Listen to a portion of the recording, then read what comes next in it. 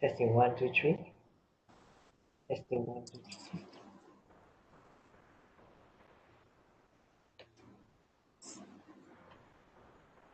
Testing 1, 2, 3. Testing 1, 2, 3. Can you hear me? Yeah, I can hear you. All right, okay. I think we heard some chicken.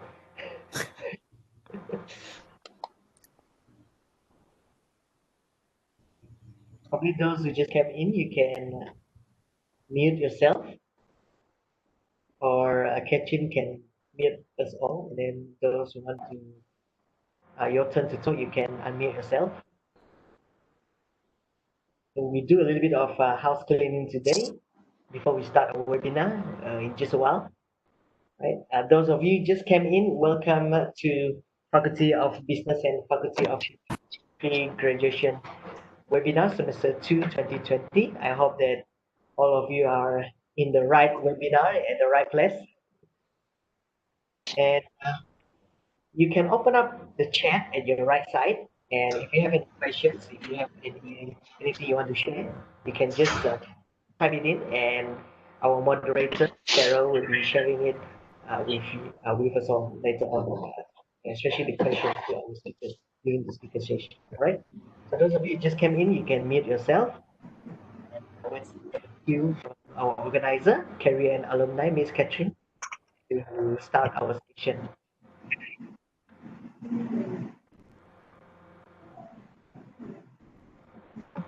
Yes, I think we are breaking. Yeah, we can't really hear your your audio.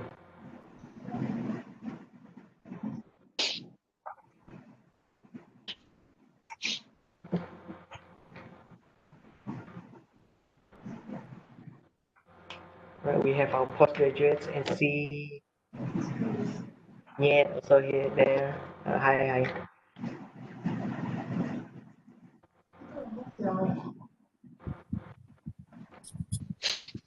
Kitchen, I think we got a problem with your audio, I think. Hi. Yes. Can you hear me? Yeah. Yes, we can hear your Kitchen, just that it's a little bit far. Let me quickly unmute everyone first, and then can unmute yourself.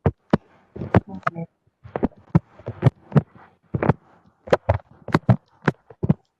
All right. Okay, so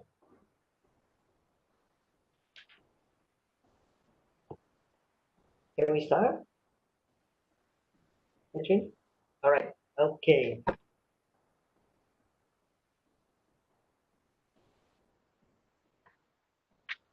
So welcome. Good afternoon, everyone.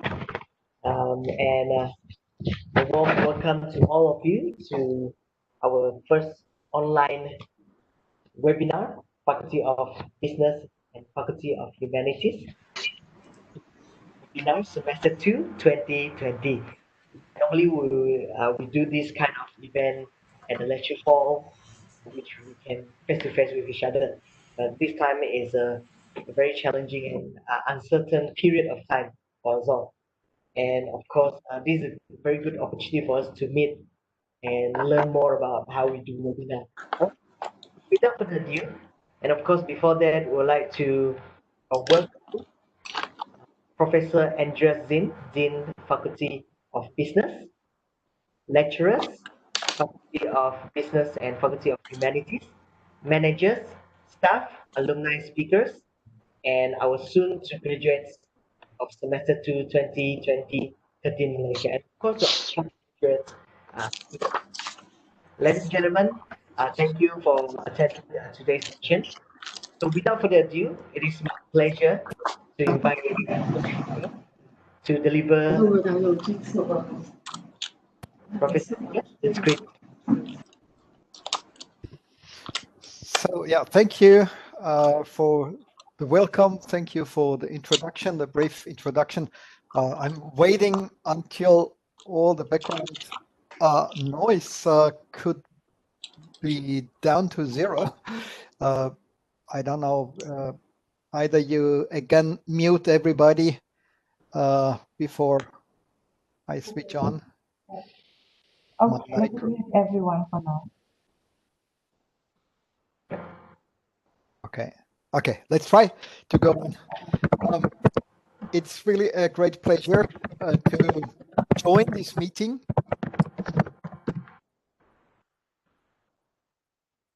It's a great pleasure to join this meeting.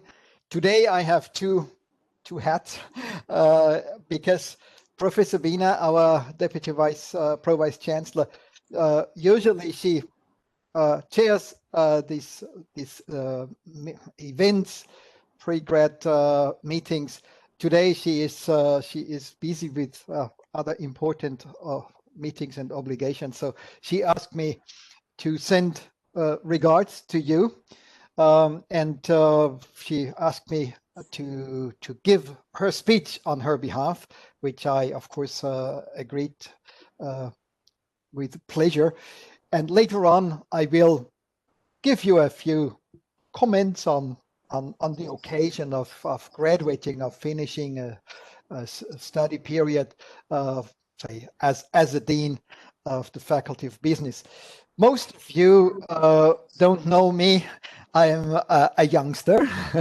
I'm a youngster for Curtin. You attended Curtin much longer than I do. I joined in May. Officially, I joined in the beginning of May without being present because of the COVID restrictions. I have been to the campus briefly in January. This was I was lucky to take this window of opportunity. I was directly flying in from China, so it was easy at that time. Nobody realized what's coming. I mean, I didn't bring it. I didn't bring the virus, so don't blame me. But without knowing, I left China and came here to Miri to look around. Of course, had a nice tour into the campus and so on. So I'm a bit familiar, but not that proficient and not that expert like you are in the meantime. But I'm very, very lucky and also proud to be a member of this wonderful university.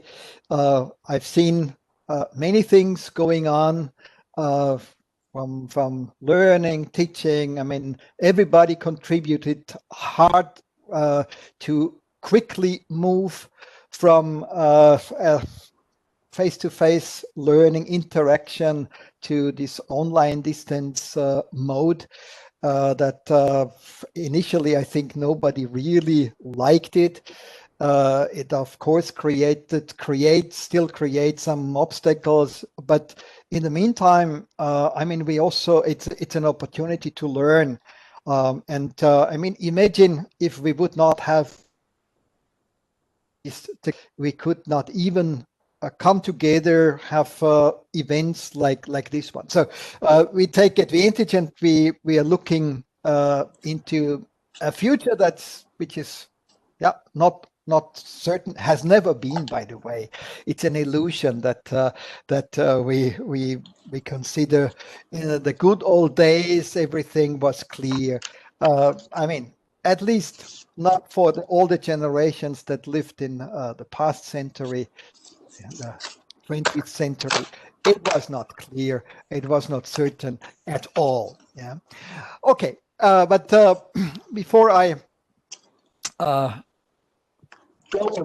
drift away into, of course, interesting topics like how we deal with the pandemic, I again officially wish you a good afternoon on behalf of our Deputy Pro Vice Chancellor.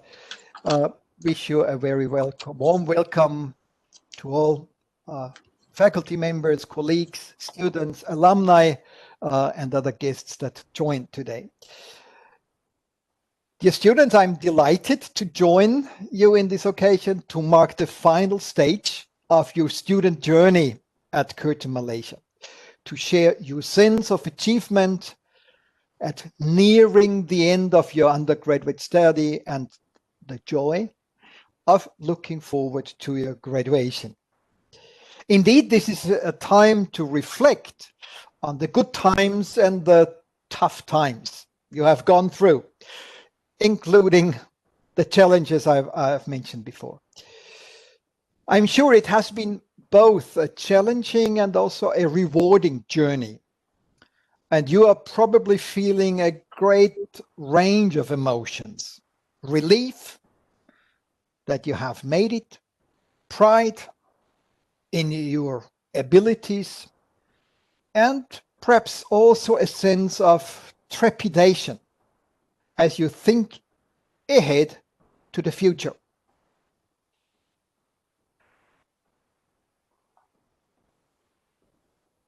A future filled with much uncertainty and anxiety in the aftermath of the pandemic. However, you may be proud that you will soon be joining over 240,000 Curtin graduates across the world, including over 20,000 who are based in Malaysia, who have gone on to successful careers in a broad range of professions and are contributing to the economic and social prosperity of their respective countries and regions.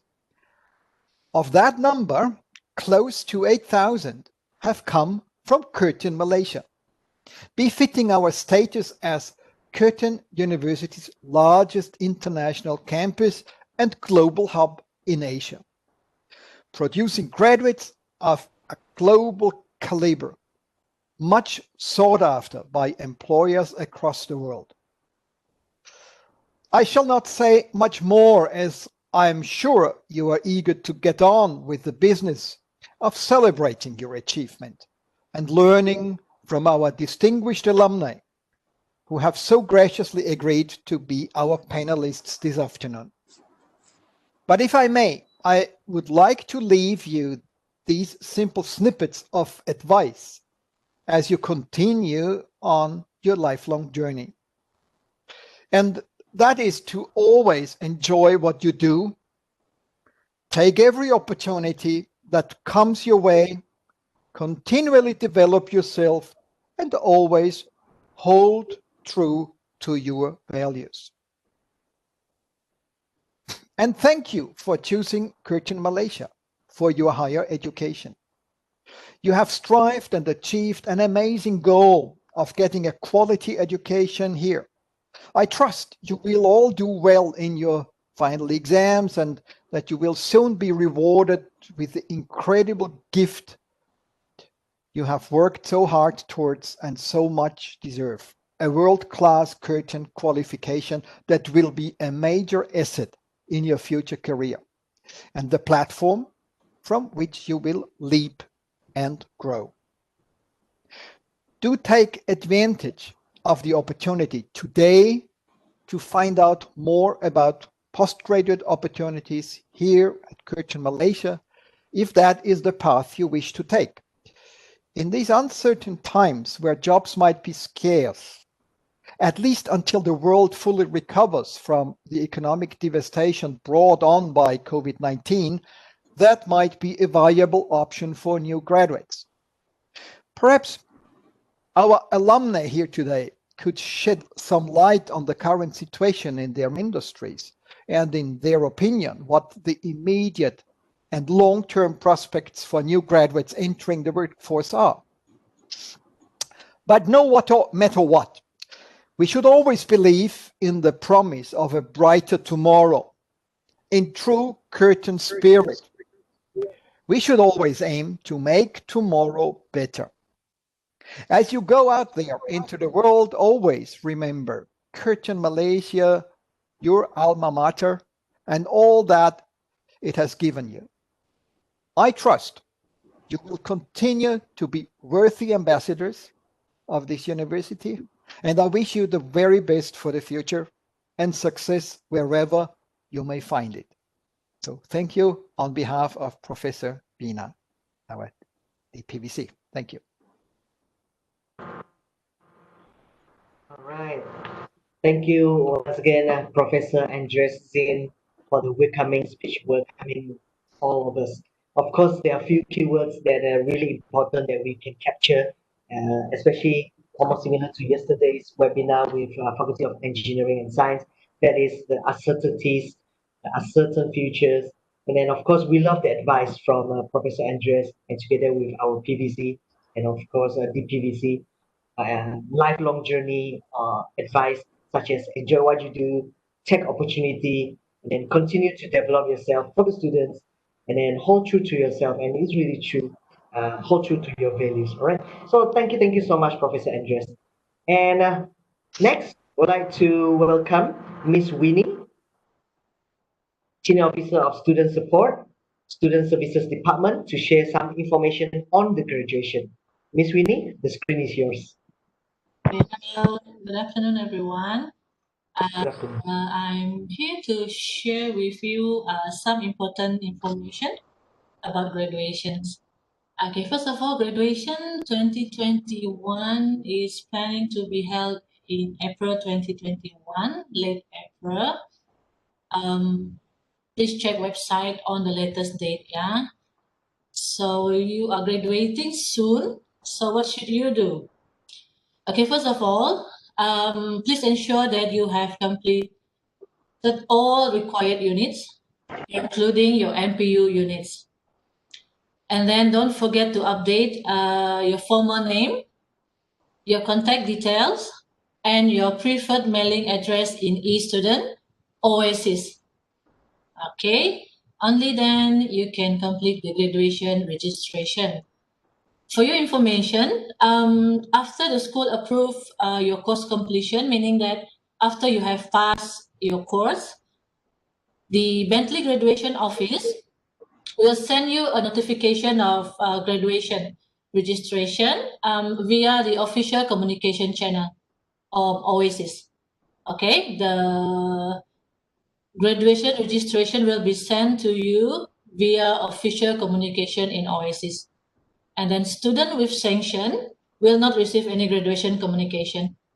Okay, bear in mind, student with sanctions will not receive any graduation communication. So to check if you currently have a sanction, you can log into Oasis and view the sanction channel under My Studies tab. Okay, once your sanctions are clear, quickly contact graduation office. And then once you successfully registered, I want to remind you that please be extra careful when you're selecting your options when you complete the online graduation registration. Why? Because if you have already selected to receive your graduation pack by mail, you are no longer eligible to attend graduation ceremony. Okay, I repeat this again. If you have already selected to receive your graduation pack by mail, and then you successfully send your registration, submit it. To receive your graduation pack by mail, you are no longer eligible to attend the graduation ceremony. So please be extra careful selecting your option. Okay, and important dates, from 16 December onward, which is after the semester 2 result release, the graduation invitation will be sent to you via OC, official communication, from 16 December onwards. Yeah, don't email us and ask for the graduation link or registration link. The link will be sent right after the result release, from 16 December onwards. So don't check the link or the registration invitation in your email, Curtin email. It will be sent only to official communication. Okay, the invitation will not be sent to your mailing address or to your personal email or to your Curtin email. Another reminder is for you to take note, you must register online to receive your certificate, even if you do not wish to attend the ceremony, because there's an option to receive to graduate in absentia or to attend ceremony. But either one, you have to register online. You must register online to receive your certificate, even if you do not wish to attend the ceremony. Okay, so meaning that all of graduating students, potential graduates must complete the online registration. And then an email will be sent to your student webmail on the important dates and deadlines. The one is from graduation office. We will send the graduation important dates and deadlines. You can expect the email to be received by next week, early October. So once we confirm and compile all the dates and deadlines, we will send an email to all students. And also the alumni office also will send another email to you on the graduation survey. So we really appreciate your participation in completing all those surveys. So this one will be sent approximately 1 month before the graduation ceremony. Okay, so please regularly check your emails, regularly check your OSCs, regularly check if you have sanctions, and then clear all your units, check if you have completed all 600 credit hours. And yeah, and then your MOHI, please also check if you have completed all your MOHI units. I think that's all from me today. We will send you another email on the important dates and deadlines starting next week. Okay, so if you have any queries for more information on graduation, please send an email to graduations office at graduations@curtin.edu.my, or you can check Curtin website, curtin.edu.au. There's an FAQ there on graduations. I think that's all from me. All the best. Good luck for your final exams. Yeah, back to you, Nomi. Thanks. Okay, thank you, Miss Winnie, sharing the information on the graduation. All right, so those of you, once again, those probably you missed some of what Winnie's sharing just now. Just came into the webinar. If you have any question, you can go to our graduation.curtin.edu.my. Find out all the information and the latest updates. All right, so the next one, I would like to invite Dr. Tiong Ying Ying, Faculty of Business, Associate Dean of Research and Development, to brief us on postgraduate study. Dr. Tiong Ying Ying, the screen is yours. All right, thank you, Nomide. I Okay. have shared my screen. Can you see my screen now?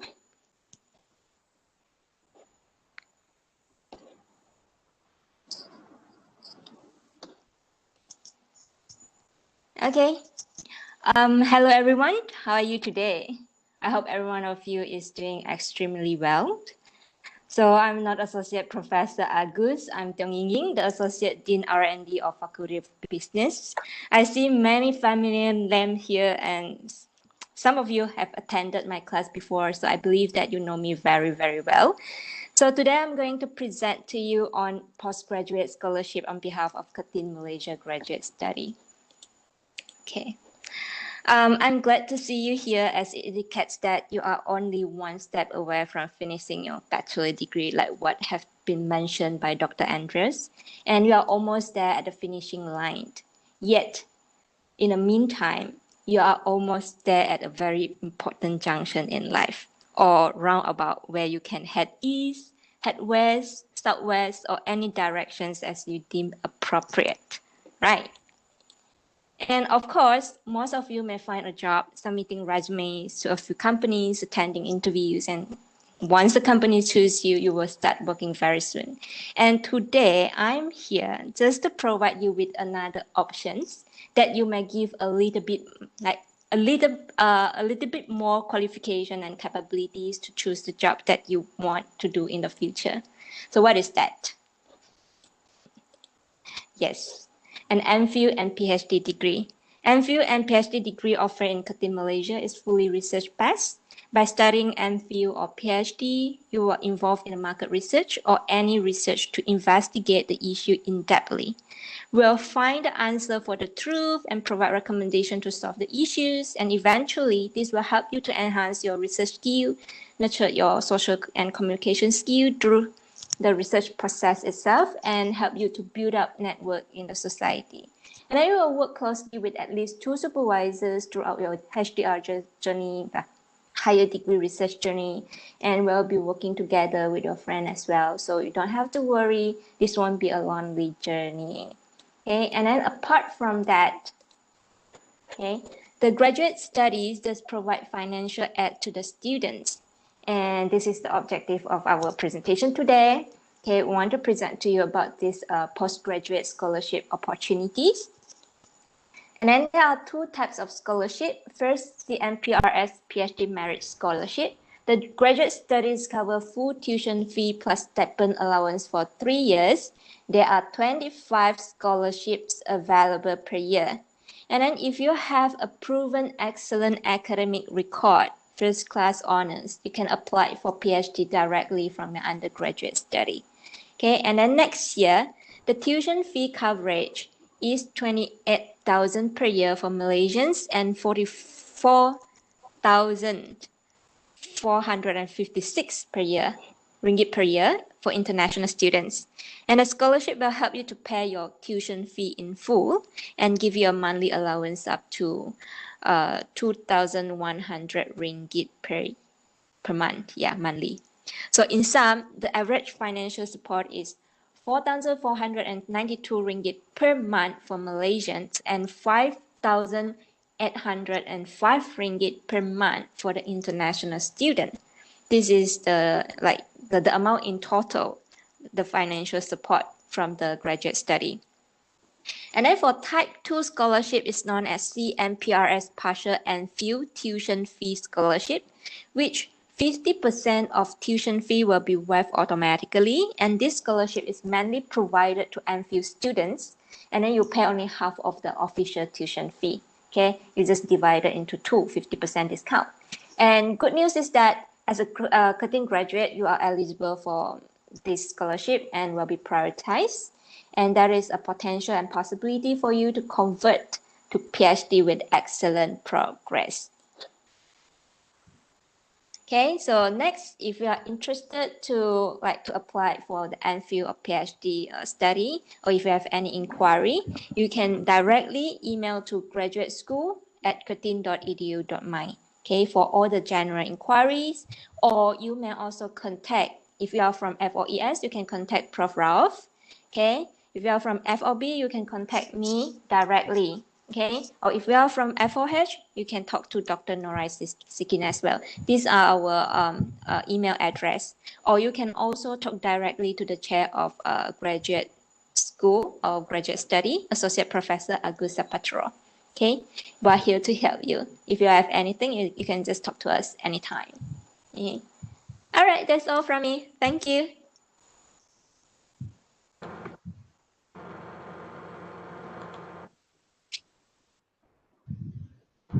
One, two, three.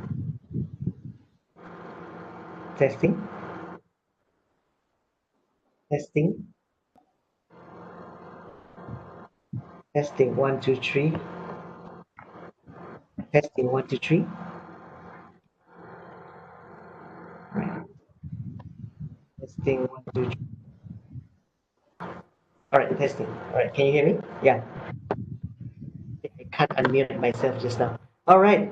So thank you, Dr. Tiong Ying for sharing on the postgraduate study. And those of you are going to be finishing your degree, so if you want to continue your master, it will be a very good opportunity for you to go for it. And of those of you probably want to look for a job first, and then you can continue later on. But of course, we recommend you to continue. All right. So today we're gonna have a speaker session, alumni speaker session, and we have 10 alumni speakers, and we have 2 postgraduate students. And Moderating our session this afternoon will be used to be our intern in Mars Marketing Communication Department. So let's invite Cheryl Engo, our moderator this afternoon. And of course, she will introduce our alumni speakers, including Umayun, Umar, Flora, Shugato, Cynthia, Edwina, Sheikh, Tamid, Alina, Yekalim, and NC Sarah.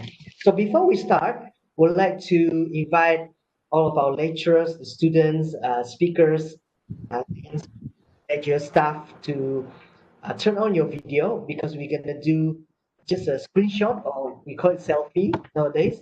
This is a screenshot for our record, right? So jangan malu-malu. Let's do a little bit of setting.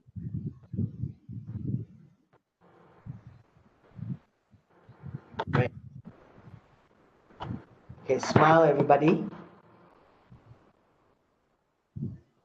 Fuck that. All right.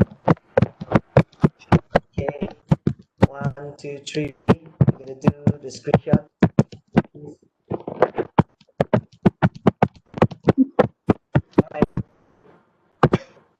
All right. So our screenshot. Without further ado, those of you just came in. Right. All right. So without further ado, I will pass this session to Miss Cheryl. Hello, can you guys hear me? Yes. All right. Okay. Hi guys, my name is Cheryl, and I am in my final year, final semester in Bachelor of Humanities, taking mass comm, majoring in public relations and corporate screen production. And I am currently in Miri right now. I'm about to leave back to my hometown in Kuching. So thank you for having me. Now, without further ado, I will just introduce our speakers. We'll have just a little session with each of them to get to know them more. So let us welcome our first postgrad alumni, Nietka, Lim Nietka. Hello. Hi, thank you, Hi. Cheryl. Hi, how are you? Yes, I'm good. Are you still in Miri? I'm back in my hometown. Okay. Oh, could you Yeah. give us a little introduction of yourself? Yes, sure. So, hi everyone, I'm Nyetka. First of all, I would like to congratulate all of you for being here. You are at the last phase of your degree life and you are almost there. And good job. So I graduated from Curtin University with a bachelor in commerce, major in banking and finance. Then I further my studies and I am currently a postgrad student doing my master's by research. Okay. Yeah. Eka, I would like to ask, for some students here who might be thinking into postgrad studies, why did you choose to embark on postgrad studies? All right. So why do I choose to embark on postgrad study? I believe MPhil is a great platform for me to further my study, to enhance my knowledge and my personal development in a more specific area. Also, one of the main reason is that I aspire to be in the education field because I strongly believe education can change one's life, and having a master's would be a stepping stone for me to pursue my study in the future. So the journey has been great so far, and I'm thankful for that. Would you say like this could be for everyone, or what kind of advice would you give to those who are considering or who may be interested? Yeah. All right. So I think for those of you who are interested in doing postgrad, this is a potential good opportunity for you to venture into, because you will be able to work on a project that you are interested in with the academics in Curtin University, and you will also get the support as what Dr. Tiong mentioned just now. You get the support that you need throughout the journey here. And then your supervisor and your peers will always be here for you. At the end of the day, I think what matters is do what you love and love what you do. But is it harder with, the COVID-19? Like, can they, like, the support that they could have provided, but you're not here on campus? Is it? Yeah.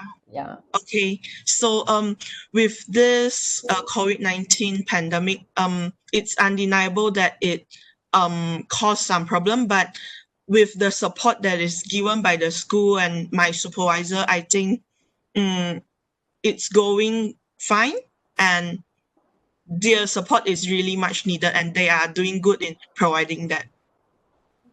Thank you, Nieka. Yeah, thank you. Now I will welcome our next speaker. She's also postgrad alumni. Hello, NC. Hi. Hi. How are you? I'm good. How are you? Oh, I'm great too. So where are you from? Tell us a little bit about yourself. Okay, I'm an international student. I'm from India. Okay. Where are you now? I'm in Mary. Oh, okay. It's not easy going back on international flights these days, so it's better to be safe in wherever you are.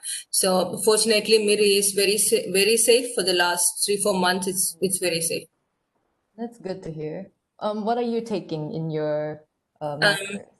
I'm doing my PhD. I'm in my second year.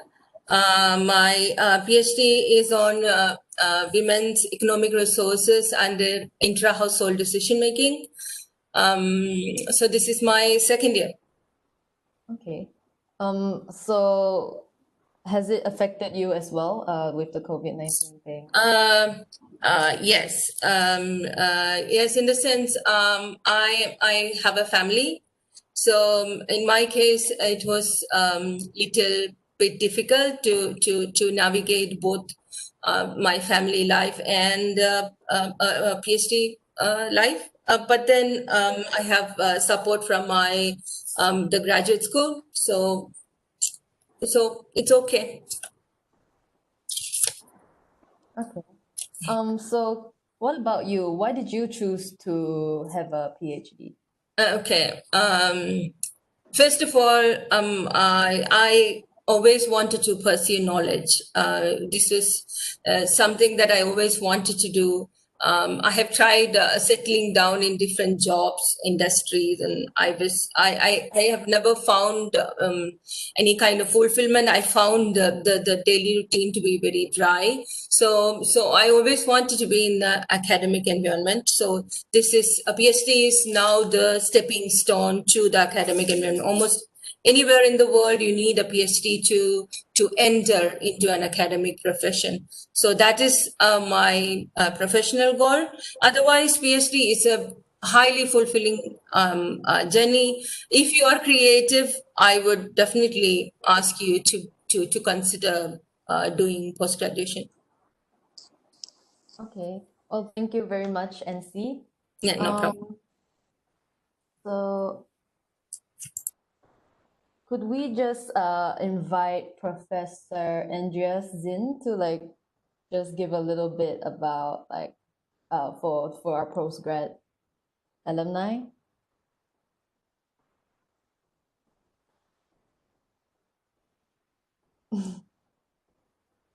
Okay, well, I think we'll do that.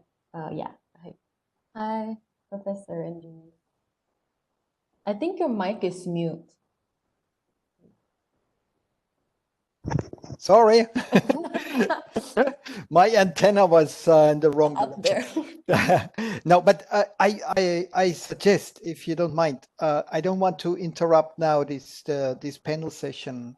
I don't know if you can schedule that at the end of the webinar, is also okay. Oh, okay. Yeah, I know it was scheduled at a different time slot, but now I think it would be a disturbance of the flow, right? Could you just did you have a message you would like to share to our FOB students? Yeah, it's a speech. Yeah, it's mine.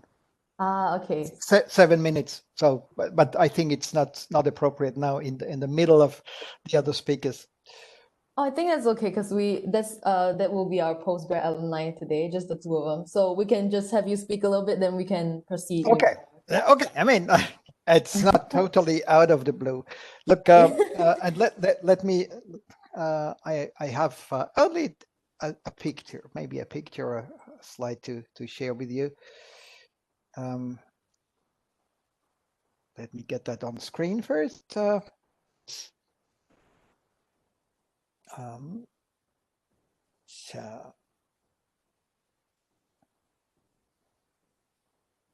takes always a bit of time to load.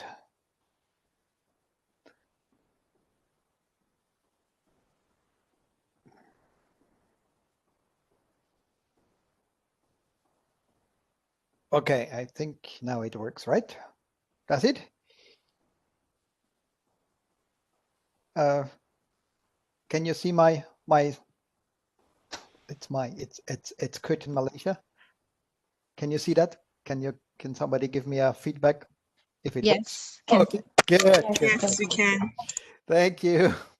So at the end of your undergraduate studies, you might look back wondering how fast this time passed, or how you could stand all the workload that was required to finish your degree. You might also look at your expectations and worries you were facing after finishing high school, the preparation, and finally the enrollment into a new phase and style of learning. Some of you probably felt serious distress, others felt anxious, others maybe curious, and again, others very much looking forward to all the novelties that arrive. So there is nothing bad with those feelings.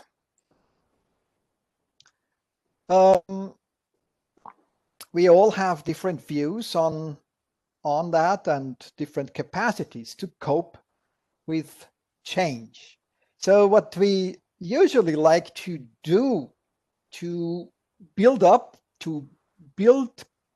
capacities to last, right? This is a very human tendency. But this metaphor, building to last, reminds me of the Choluteca Bridge story. Have you heard about it? I did not until just recently. The Choluteca Bridge is a bridge of nearly 500 meters stretch in Honduras, in a region notorious for storms and hurricanes. The bridge was started construction 1996, completed in 1998, was a modern marvel of engineering designed to withstand powerful forces of nature. But as it turned out, in the same year that the bridge was commissioned for use, Honduras was hit by Hurricane Mitch, which caused considerable damage to the nation and its infrastructure. Many other bridges were damaged, but the Choluteca Bridge survived in near perfect condition.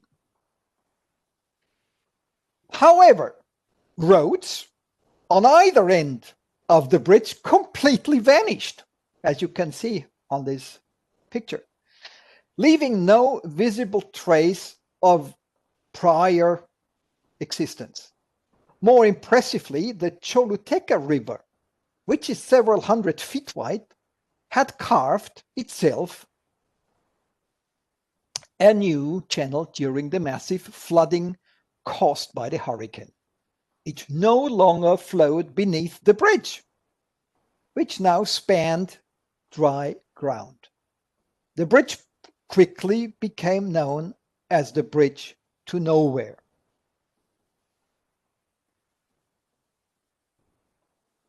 The lesson for all of us is that often we focus on creating the best solution for a given problem. We forget that the problem itself might change We focus on building the most sophisticated product or service without thinking that requirements could evolve or the market could vanish. And this lesson could not be more relevant to the current times. Instead of built to last, which has been a popular corporate mantra in the past, to build the bridge to nowhere. Build to adapt seems certainly to be the way to go in the future. So the story of this bridge provides a fantastic metaphor to invest with adaptation and evolution in mind. The river has moved. The coronavirus has suddenly challenged all our strategic plans and business models. There is a need to review and adapt them to the current conditions. So I hope that none of you will fear to adapt. You should be well prepared to embrace this change. Some of you will feel even comfortable surfing the waves of innovation, the waves of change. So keep Bill Clinton's word in mind. The price of doing the same old thing is far higher than the price of change. So with this few remarks and ideas and this metaphor of the Choluteca Bridge, I leave you with a little bit thoughts, maybe in a quiet minute, that reflecting on where you put your chips in. Yeah, did you try to study everything that is relevant, to keep that that knowledge, and keep that forever, or is it a vehicle, an instrument? The knowledge building, problem solving, to stay flexible. I think this is very important in a fast changing world, as you are facing. We all face that, and then you don't have to fear. This is, I think, this is what I see. If I look back 40 years or so of life, if you have confidence in your resources, in your knowledge building, in learning is also adapting, then you don't need to fear. There always has been change, there will be change, sometimes a bit more faster than you like, you enjoy. Sometimes you push the boundaries by yourself because it's not fast enough, but then you can more or less enjoy that and embrace this adaptation. Keep flexible. So this is a little bit of thought-provoking thoughts, reflecting on this occasion, that I wish not only to my business students and graduates. I think this is relevant to all fields of studies and all students. So with these thoughts in mind, I close, and I wish you all the best for the final steps and for your new career steps. Thank you. Thank you, Professor Andreas. I think that was it's really true and really relevant nowadays. We always have to keep learning and adapt to all the changes that are happening. So thank you very much for that. Hello. Okay. So before I move on, I hope, NC, you will be able to balance everything out with your family life and your studies as well. And also to the students in this webinar, don't be shy. I'm going to ask questions, and whenever you have a question, just pop in and ask them. Maybe I didn't get to ask someone specifically. And so yeah, let us continue with our alumni. Now we are continuing with our industry alumni. They've already graduated and are in the industry working. So let's first welcome Umar Abbas.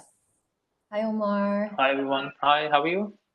Hi, I'm good. How are you? Good, good. Where are you now? Like, I'm in Australia right now. okay. Yeah. Give us a little bit of about yourself.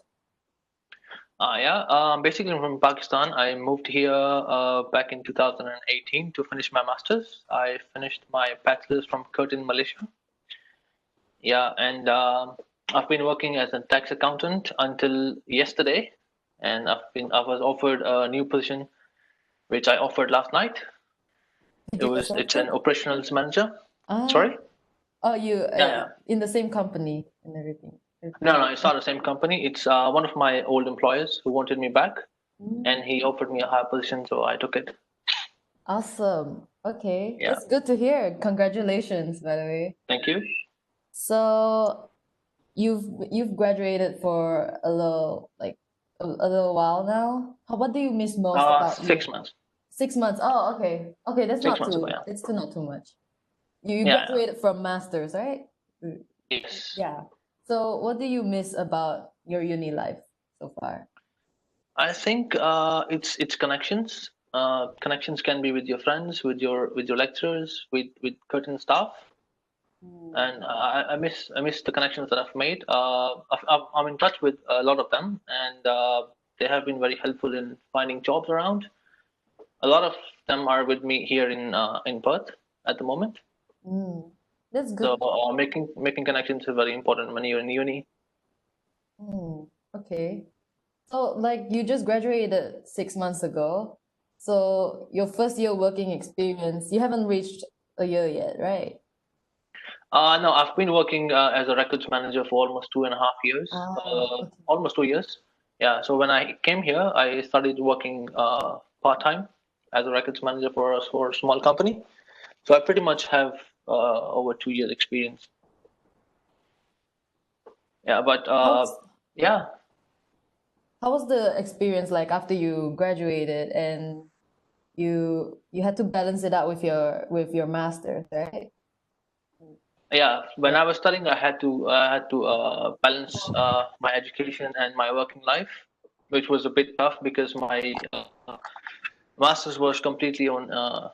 There was no exam, so there was most of them were assignments and projects where we had to deal with a lot of different companies. So it was like company-based projects. It was quite hard initially because I was not used to working before at all. So it's just the phase that everybody have to go through, working life, and Well, you got through it, so that's good.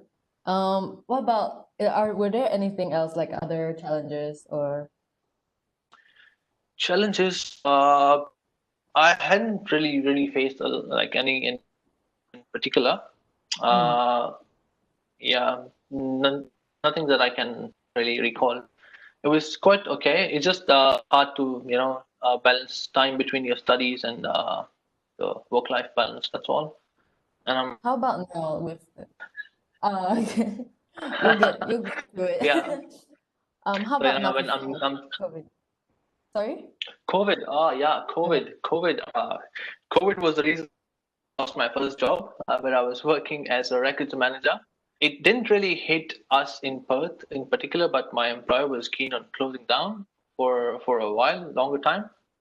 Yeah, so I actually lost the job, but yeah, I was lucky enough to find another job within 2 weeks. So I was lucky there. Oh, that's good. Yeah, Okay. otherwise we haven't been hit with COVID at all. I didn't really feel there was a virus here.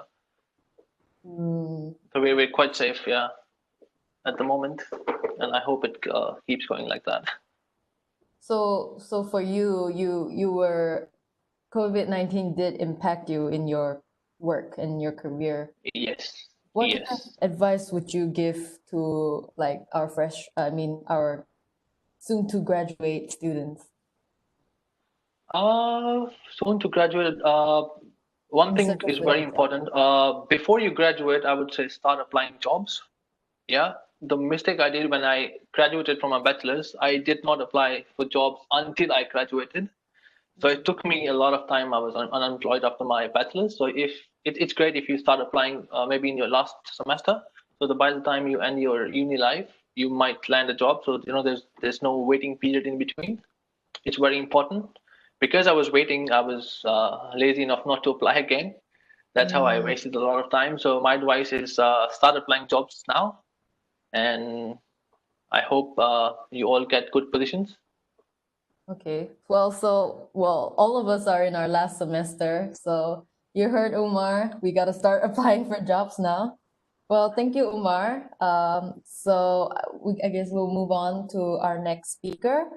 Our next speaker is Edwina Young. Hello. Hi, Cheryl. Thank you, Cheryl. Can you hear me? Yep, we can hear you. Okay, hello, everyone. My name is Edwina Young, proudly graduate from Curtin University in year 2011 with double major Bachelor in Accounting and Finance. Thanks to Curtin Malaysia, I was given a rare opportunity to complete my final semester in Australia via a student exchange program. So while studying in Curtin Burnley, I was able to gain a handful of insight. And of course, the most lucky one is I can experience both different way of studying life and living lifehood. So after graduate in Perth, I was employed by Public Bank Miri as a senior sales executive, focusing in loan.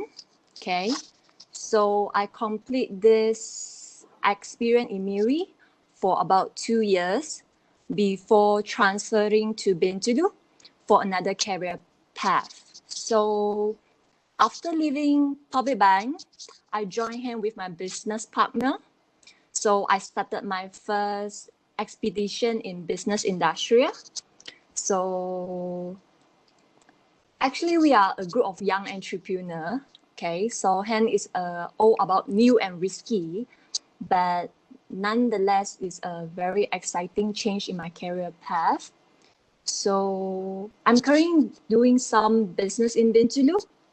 So with ambition, we are actually planning to expand our business heading to Miri, so which is my coming out project.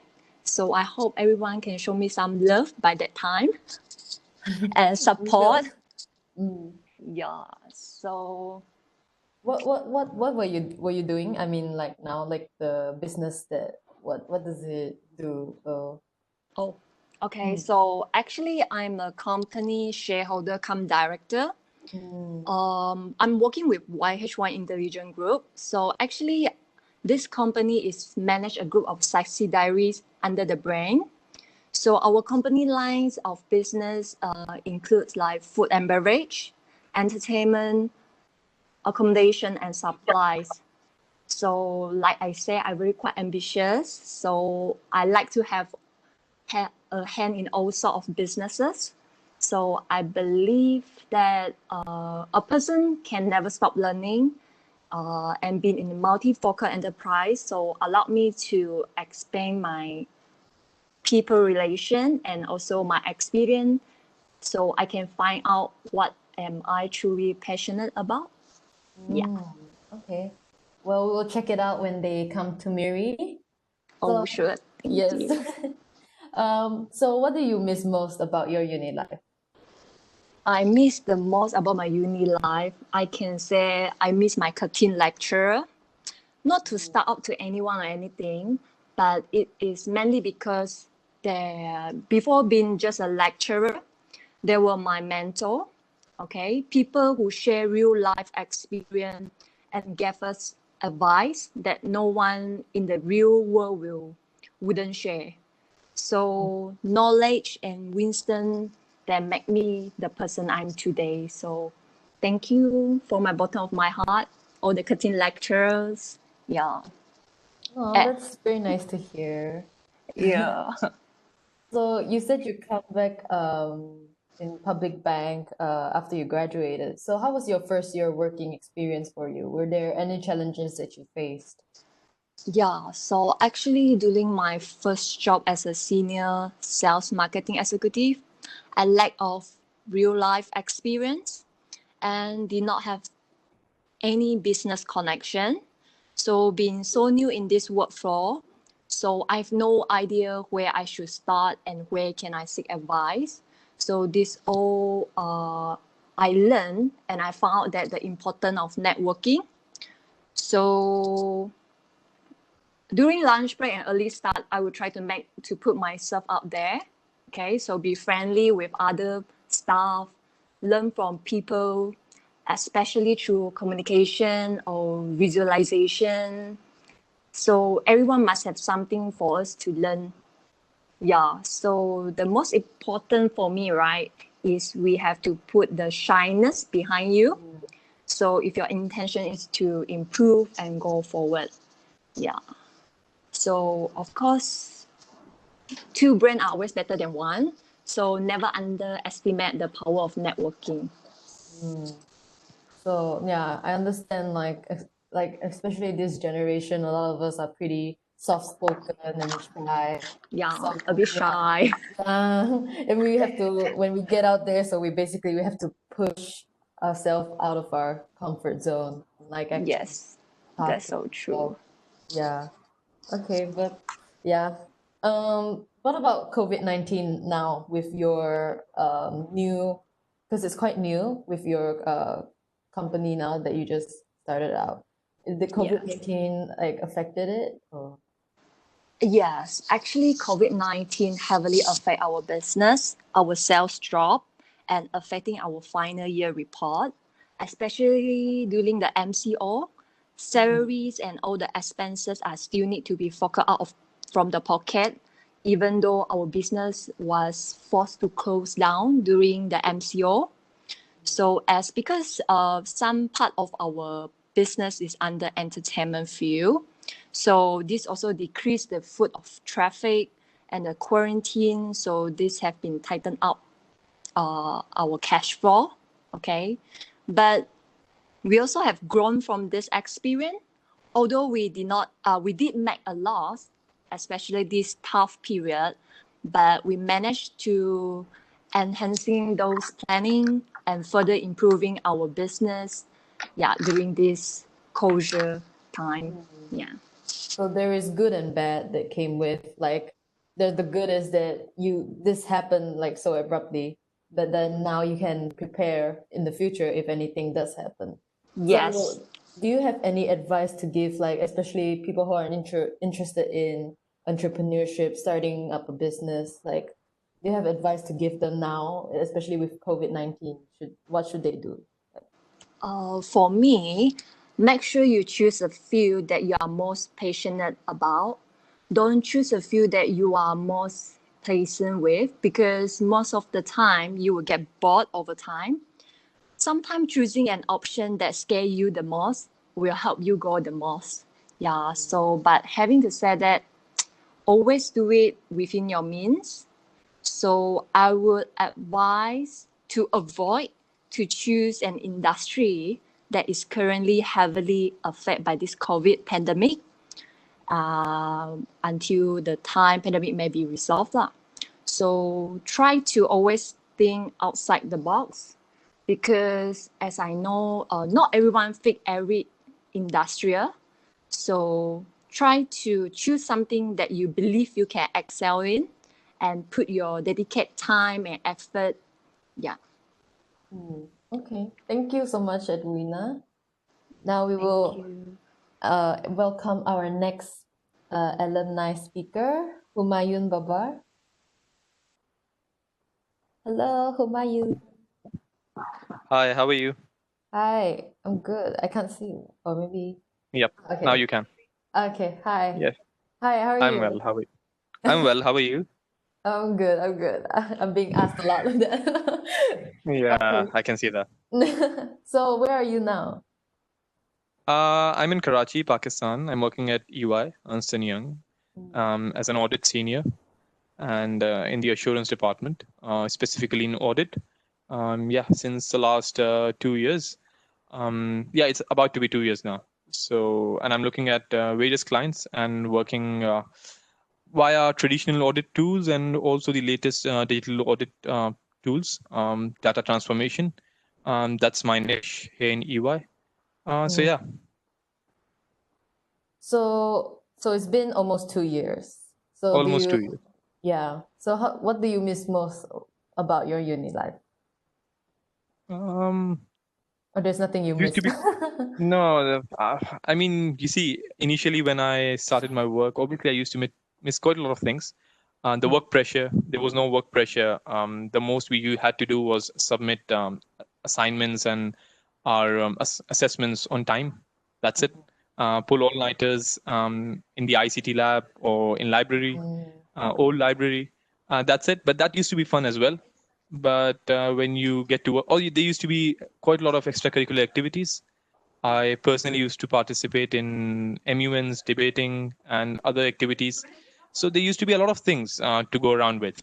But here, it's just work. And when it's season, especially, like audit season, November to March, November to April, it's really hectic. You need to work 18 hours a day. You need to work 16 hours a day at least. So yeah, you need to carry a laptop with yourself at home as well.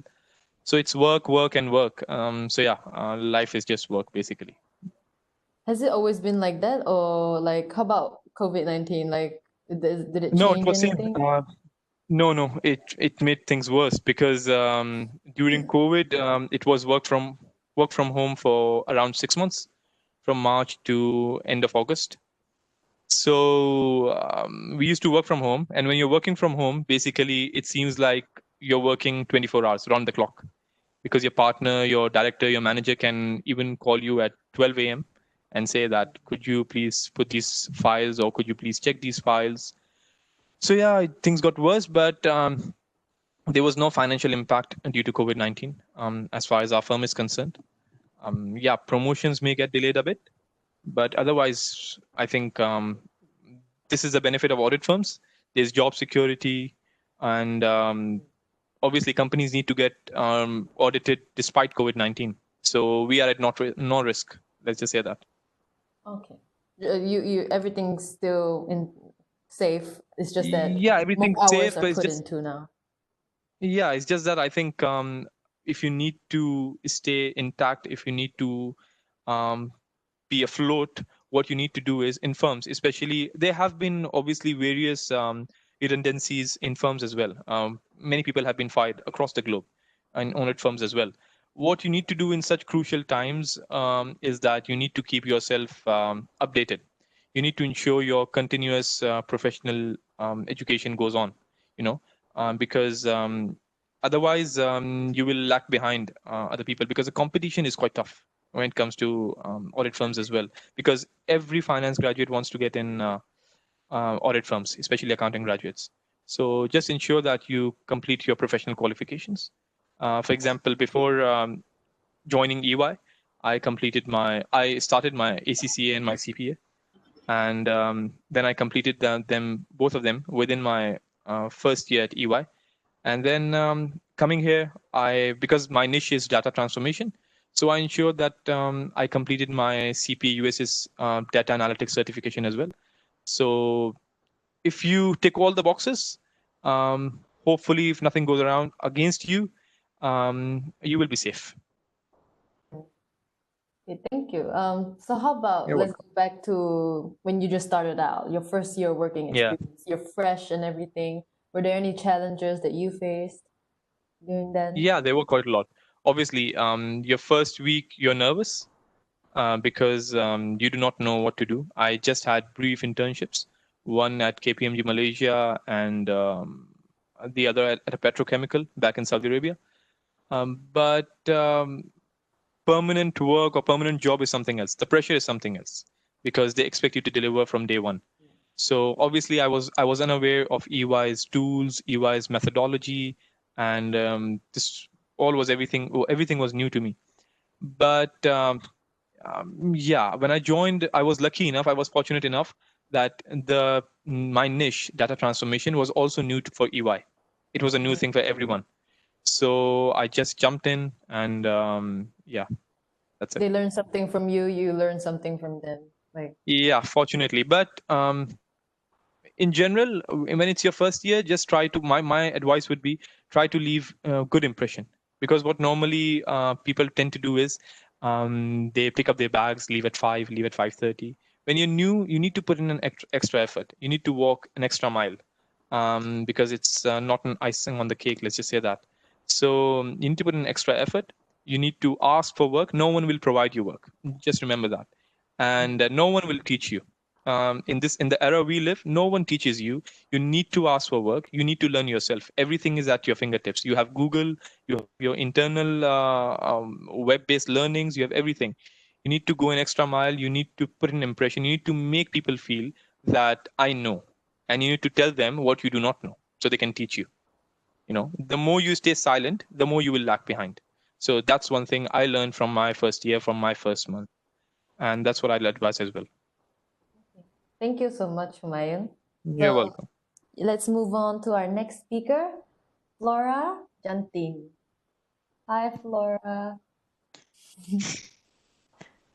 Cheryl, hi everyone. So, okay, I should introduce myself. My name is Flora Anik Janting. I graduated in second semester 2016, and I was majoring in finance and marketing. Currently, I'm in IHS Market Penang and working as senior operations analyst, which is in anti-money laundering industry.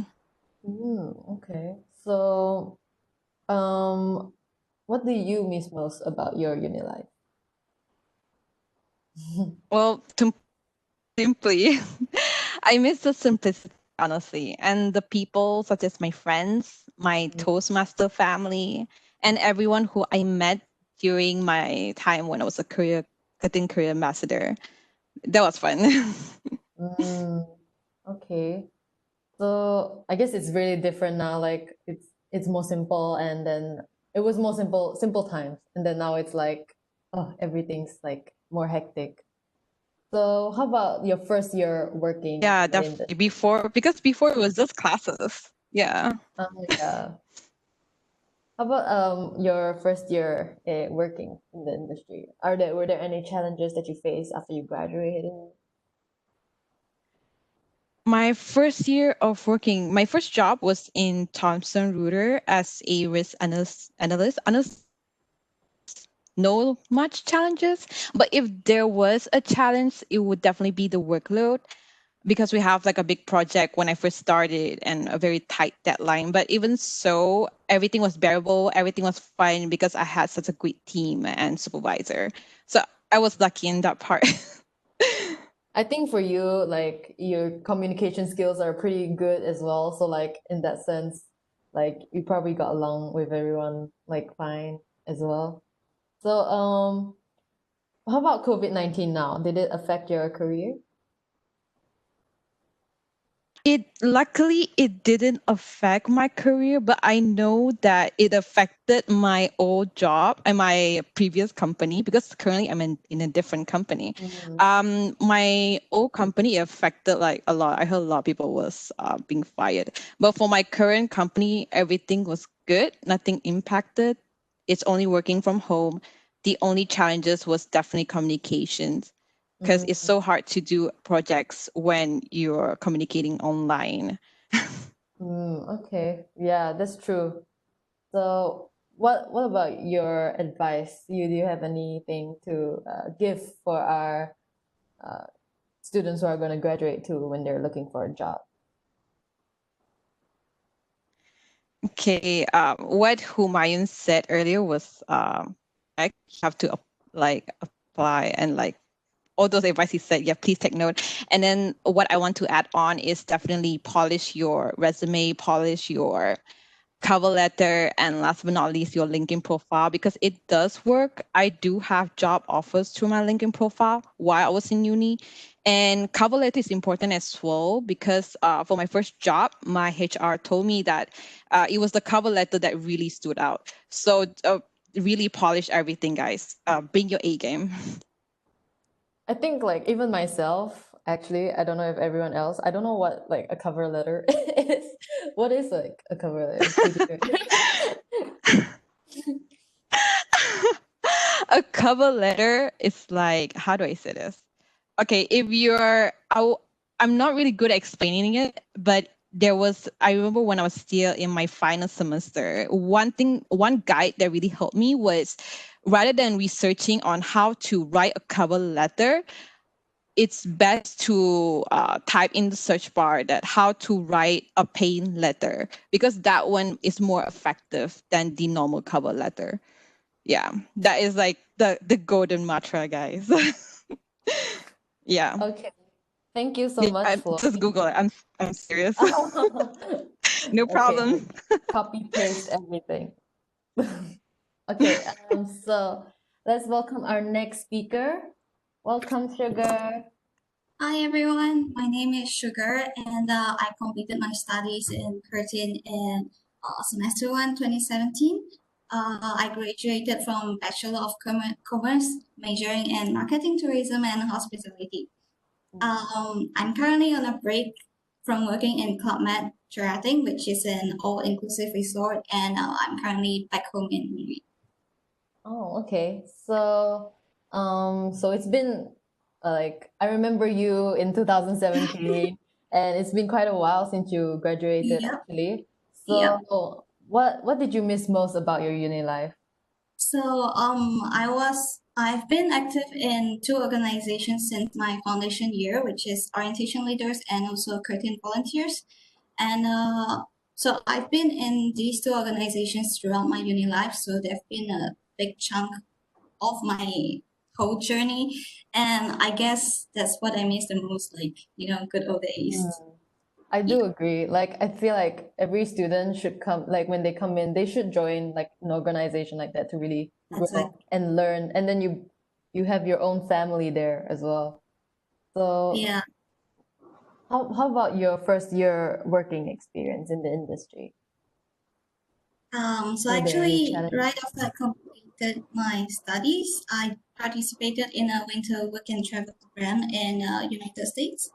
And then after I came back, I signed up for Uniqlo's management trainee program. It's called UMC. Some of you may have heard. And I got promoted to the store assistant manager after 6 months. Yeah, that's about it for my first year. Were there any challenges that you faced? Or for me, like because I have had prior experiences in the same company, so working in Uniqlo wasn't much of a challenge for me. But I think my biggest challenge is to have to manage, like a retailer's non-consistent working hours and having to balance up my work-life balance. Yeah. Okay. So you're currently unemployed. Are you taking a break? Taking a break. So about your previous question about COVID-19, so I guess everyone knows that the pandemic has badly affected the hospitality industry. So my resort that I was working in had to stop operations since March, and they only reopened in end of July. And unfortunately, my contract ended in May actually. So when they were about to reopen, they only informed me that they are actually trying to reduce the number of staff. So they didn't need me back like immediately. And only until like recently I got informed that I will be assigned like in Japan in December, which I hope that the pandemic will be over soon. Yeah. That's like very interesting news. Like it must be exciting for you. I hope I get to go. Yeah, let's fingers crossed. So hope that goes well. Are there any advice you could give for our pre-grads in search of a new job? I think at this moment of time, I'm in the same shoes as well. So what I'm trying to do is during this period of time, I try to pick up like short online courses that are like in hot demand right now, especially after the pandemic. For example, like digital marketing and content marketing. Like, you get an additional skill that you might not know you will need in the future. Is it like a proper certification and like? So actually, I think the Malaysia Mindec, they are offering like free courses on Coursera.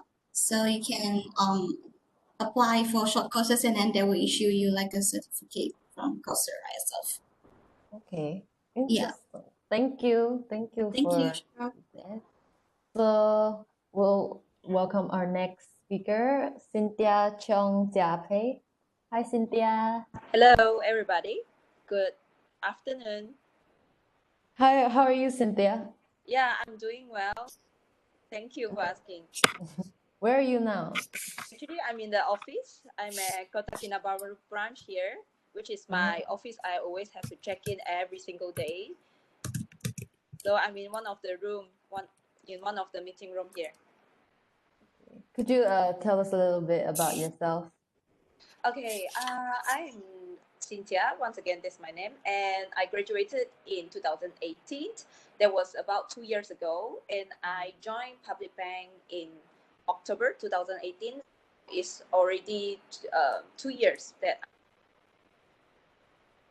I do in loans, like housing loans and company loans. I have to go all out, do door-to-door marketing, and market the loans and park in the branches wherever the client like. So I'm not attached to any branch, but I'm attached under the regional office. So that's my job. I have to go out and market and bring back the sales, bring back the businesses and close the deals. That's my work. Okay. Yeah. So it's been about 2 years as well for you. So what about you? What do you miss most about your uni life? Oh, I miss a lot about Curtin because adulting is tiring. You have to pay for your house loans, you have to pay for your car loans when you are with students. You have to appreciate the time that you are being a student right now, because when you are being an adult and you are working in the society, it's totally different. And also you have to imagine, you have to save up, you have to earn by all yourself. Before you buy something, you have to think about it first. Last time, I don't even have to think about it. Just give a call to my dad and mom, I need the money, and buy something else. There's the money. Nowadays, you don't have to. You don't have the choice. Yeah, you have to work out your budget. So that's what I miss a lot about Curtin, and definitely also my friends in Curtin, because we used to hang out in Ming's, in Good Day, all the cheap beers. After your assignment, so stressed, and then you get to enjoy a lot. Yeah, I agree. Yeah, I miss those days. So I guess what about your first year working experience? Like, were there any challenges you faced? Well, one being like you can't ask your parents for money anymore. Oh yes, that's the first question. Luckily, they didn't ask me for money lah. That's the good thing. Yeah. And firstly, when I just joined the bank, one very challenging thing is that because you don't really know about the products in the banks, you never touch it before, because when you are studying and when you really join the bank, totally different situation. So when I just joined the bank, you don't really know about the banking products. That is first. You have to really study it. You really have to know before you can market to the customers, because the moment that you meet the customers, definitely they will shoot you questions. So when you don't know the answers and you don't know the products, then they will lose confidence in you and you will lose the deal. So I think that is the challenges when I was facing when I just joined the bank. Yeah. Okay. And so what about COVID-19? Has it affected your career? I don't think it affected that much, because this is the best time to invest. So all of you who are doing businesses, or who you are maybe you are coming back to KK, you just started your job, you just graduated, you want to buy your first house, please look for me.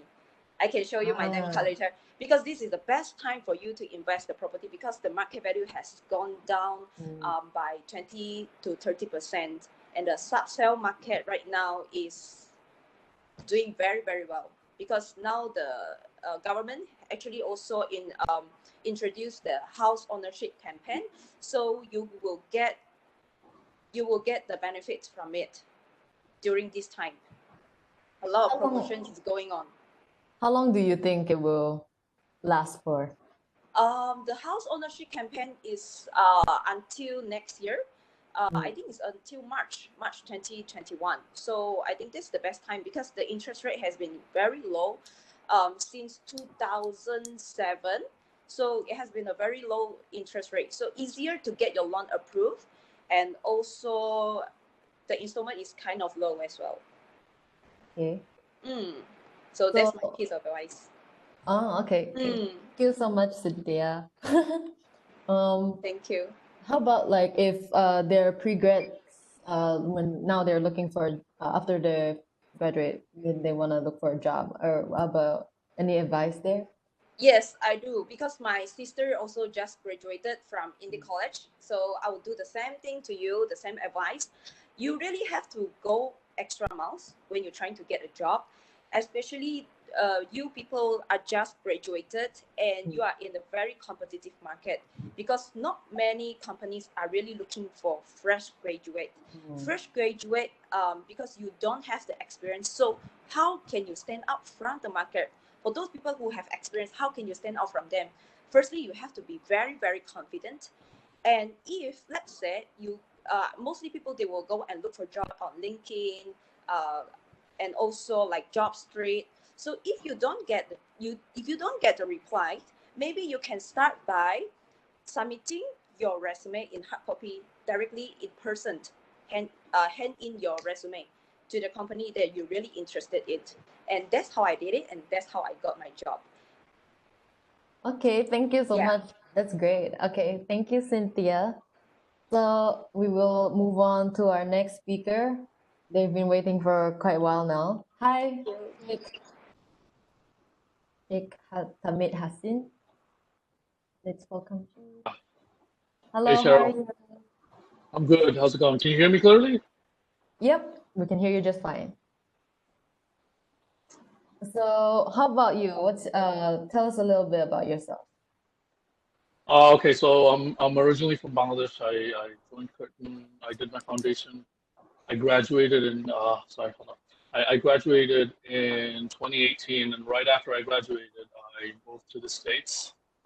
Within a couple of months, I joined Air France, and I was there for about a year and a half. I started out as a customer service agent. Eventually moved up, got promoted, took on more of a liaison kind of a role between the airline and U.S. U.S. Customs. And then I reached a point where I thought that that was my ceiling with the company. I don't speak French, so that was a huge disadvantage. Okay. After that, I joined another company. It's also in the airline industry. It's called Accommodations Plus International. I joined as a crew specialist. So my responsibilities are just making sure, I handle all the crew logistics for one of my assigned airlines. So, I work in a team of 6 people, and I don't know if you guys know this. It's called JetBlue. It's one of our clients. That's what I handle. So I handle their U.S. operations and their Caribbean operations as well. Yeah, so that's what I do for now, and I'll be doing that until tomorrow. I just submitted my resignation. Oh, okay. Yeah, so that happened yesterday, and then starting the 1st of October, I'm signing up to another logistics company within the airline industry as an assistant manager. So surprisingly, COVID has been nice to me. I didn't expect this happening. But it just happened. That's great. Congratulations, by the way. Thank you. So it's been a while. Like you went to the States after you graduate, and so much has happened, and it's a busy lifestyle. What do you miss most about your uni life? Curtin, this is something I'm pretty sure a lot of international students won't say. I miss the food. I miss food. It's so bad. Like you can't find a decent bowl of laksa in New York City. It's a shame. I miss those little banana fritters. It's crazy. There's a lot of things in Malaysia that you can't find here. I missed the campus. I miss living in Lakeside. I miss uni life. It's a shame. I've heard uni life has been disbanded. No, it was still I'm there really actually. sad for I'm really sad for the future generations that come in because me, Humayun, Umair, we all went through uni life, and I'm pretty sure if you go back and you ask them about uni life, they'll probably say the people that they are right now, the people in uni life had a big hand. Miss Kat, Miss Anne, they were tremendous influences in our lives. So yeah, overall, the whole university life, and I think Cynthia mentioned that you don't have responsibilities, you don't have to worry about the money. Yeah, right now, if you want to buy something, instead of asking your dad, you got to look in your own pocket. So Yeah. that's something I definitely miss. Yeah, that's overall, I guess. Okay. So how about your first year working experience? Were there any challenges that you faced in the airline First industry? year working experience. Okay, it was finding a job was the hardest part because first of all, I moved from one country to another country. And first of all, the cultural shock. Second of all, the differences there. It took a little while to first just take it in because New York is just like, it's very overwhelming. Luckily, I moved here in June of 2018, and by August, I had an offer. And, I studied PR. I studied PR and corporate media, and airline is not my thing. But, just had an offer. There's this saying, you don't say no to your first job offer no matter what it is. And considering the brand of the company, I thought about it and I was like, okay, let's give it a shot. While I look for a PR job, I'll do this. But then over time, I got dragged into it. I started liking it. And one of the things that I loved the most was the flight perks. They were amazing. Like I could just hop on a plane and it'll cost me just as much as a bus ticket. So that's one of the reasons why the airline industry really dragged me in. It was great. Working was a challenge because the cultural experience here is a little more different. I'm sure everywhere around the world people are competitive, but over here it's competitive. It's another level. Aggressive. It's aggressive. There's very competitive. There's not enough promotions to go around. Everybody wants that same thing. So even the person who you're close to, when it comes down to performance, they're not your friends anymore. So first year was just me trying to understand the work culture. By the second year, I was pretty good. I got my first promotion in about 4 months, and then again another one in the next 3 months, and then the whole French thing kicked in. So I decided it would be better move on somewhere else, than struggling here. So that covers all my overall first year experience. Yeah, I think Edwina mentioned it like you came to a whole new place and then like a whole new industry you know nothing of, and then it's something you didn't expect and it's so hard, but then it's the hardest path is also a path that you grow a lot as well and you learn a lot from. Definitely. So I'm pretty sure COVID-19 has affected the airline industry a lot, like the most. It's cut the industry down to 30%. I left Air France in January. And then the very next month, 70% of the staff that were working with me, they got laid off. Our flights cut down from 7 daily flights from New York to Paris to 3 flights a week. So it was chaos. I have a lot of friends who were unemployed for almost 3 months, and it was to be honest, it was sad. I got lucky, but it was very sad. And not only that, the new company that I joined, they felt the effect as well because we handle a airline crews. The company that I work for, we manage 85 different airline crews around the world, and some of our clients are just really struggling right now. We're all just basically, we're all holding on to that expectation that, by December or maybe the starting of January, COVID vaccine might show up and people will be a little more, comfortable traveling. And yeah, COVID has completely destroyed, the New York travel and tourism market. Manhattan is completely, it's empty now. Like it's before you come in and there's people everywhere. Like it's crazy, but now it's just empty. You go to Manhattan and you don't see anybody, and it's just weird. So I'm really sorry to hear that. I really feel for the airline industry as well. So are there any advice for fresh graduates that you can give in search of a new job? Advice, as you know, as Cynthia and some of the other candidates, some of the other students said before, you need to build yourself up, because while you're sitting down, you have a bachelor's degree. That's not enough anymore, because you need to be better. There's courses online. There's different services that allow you to pick up skills, and you definitely have to do that.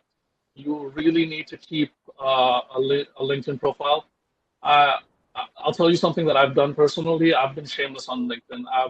I've texted recruiters on a daily basis. I've said hi to random people in random HR companies, just saying hi, trying to build a connection, letting them know that hey, there's talent out there. I'm a little bit of it. Come look at me. So you got to do all of that. You got to make sure you're keeping yourself up to date. You got to make sure you still look good.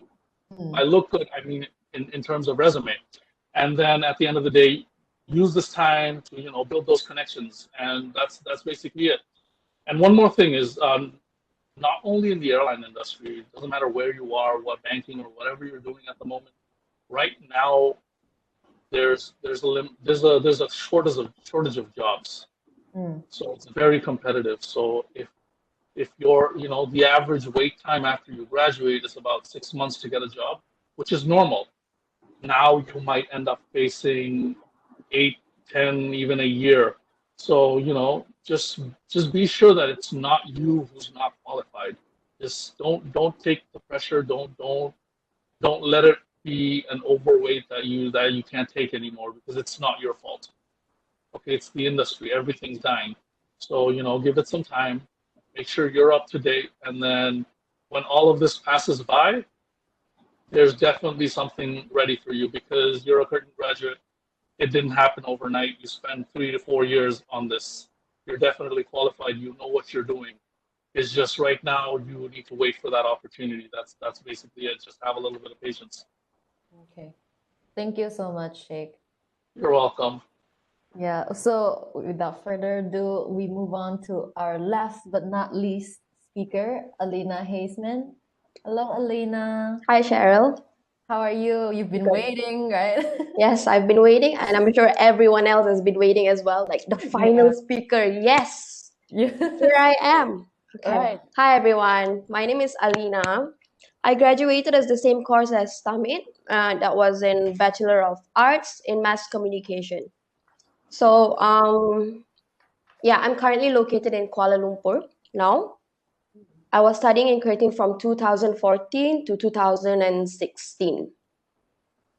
Yep, and right now I actually resigned from an events industry job due to Corona. It's affecting us terribly. So I'm doing a lot of side business, self-employed. I'm doing baking. I'm a certified lash technician. I do eyelashes. I'm a part-time beautician as well. So I still do a lot of artsy stuff like face and body painting. And Halloween is coming up. I do special effects makeup as well. And I'm also working as a freelance with an entertainment and in events company called DCS Entertainment. Yeah. All right, really interesting. So it's been a while as well for you. What do you miss most about your uni life? Everything.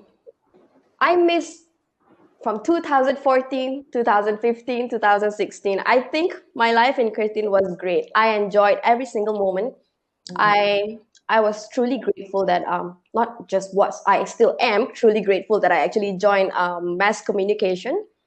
I think because in Curtin, we are the minority students there, and we are like so intimate. We're like a small family, but we're always together. We did a lot of projects together. We went on field trips together. We did a lot of things, and I actually learned a lot in mass communication about the green screen, media stuff, camera, things that I never thought I would learn. and I learned, and until today I'm still learning. And because of Curtin, because of my course, that we actually go to the media lab quite often, and we use this software called Final Cut Pro. I'm sure you know, because you're a mass comm student. Because of that, I actually bought myself a MacBook with my hard-earned money, because I love doing it a lot, and I invested on like studio stuff like camera, ring lights, and all that. So, and I also miss my lecturers. I'm happy to see some of my lecturers in here, like Mr. Terry. Yeah, Hi, Mr. Terry. And then Miss Ngu, of course. These are the people that actually made me they helped me to build me who I am today, I would say. Without them, I don't think I learned much. Yeah. Yeah, that's good. Yeah, because mass comm is so tight knit as well. So Yes. yeah, we're all like kind of a family. So tight, right? Yeah. And then what about your first year working experience? So event management. Were there any challenges? Oh, event management. Yes. Because, okay, so when I was in Curtin, I did a lot of event stuff as well. I was with the student council in 2015. It was stressful. I had to juggle between my student council life and also studies. I had something due for student council, and then I had to rush for my assignments. So I guess I took that, I applied that into my events job, and it really helped. So it really, really helps. So just a little bit of advice for some students there. Okay, if you wanna, be on the go always, be on the move always, join some activities in uni, like student council, orientation leaders, and all that, because it will, not to say that it'll get you far, but it can help you in the future. Yeah. So back to your question, the challenges, right? So my challenges in events is the communication and catching up with deadlines. Yeah, because in events we have like back-to-back events non-stop, and we prepare from pre-event, which means proposal, site racking, persuading the client, and no sleep. In events, there's no sleep. What is sleep? We don't know what is sleep. You sleep for 4 hours, and your call time is the next 2 hours. So in events, even you can't eat slow.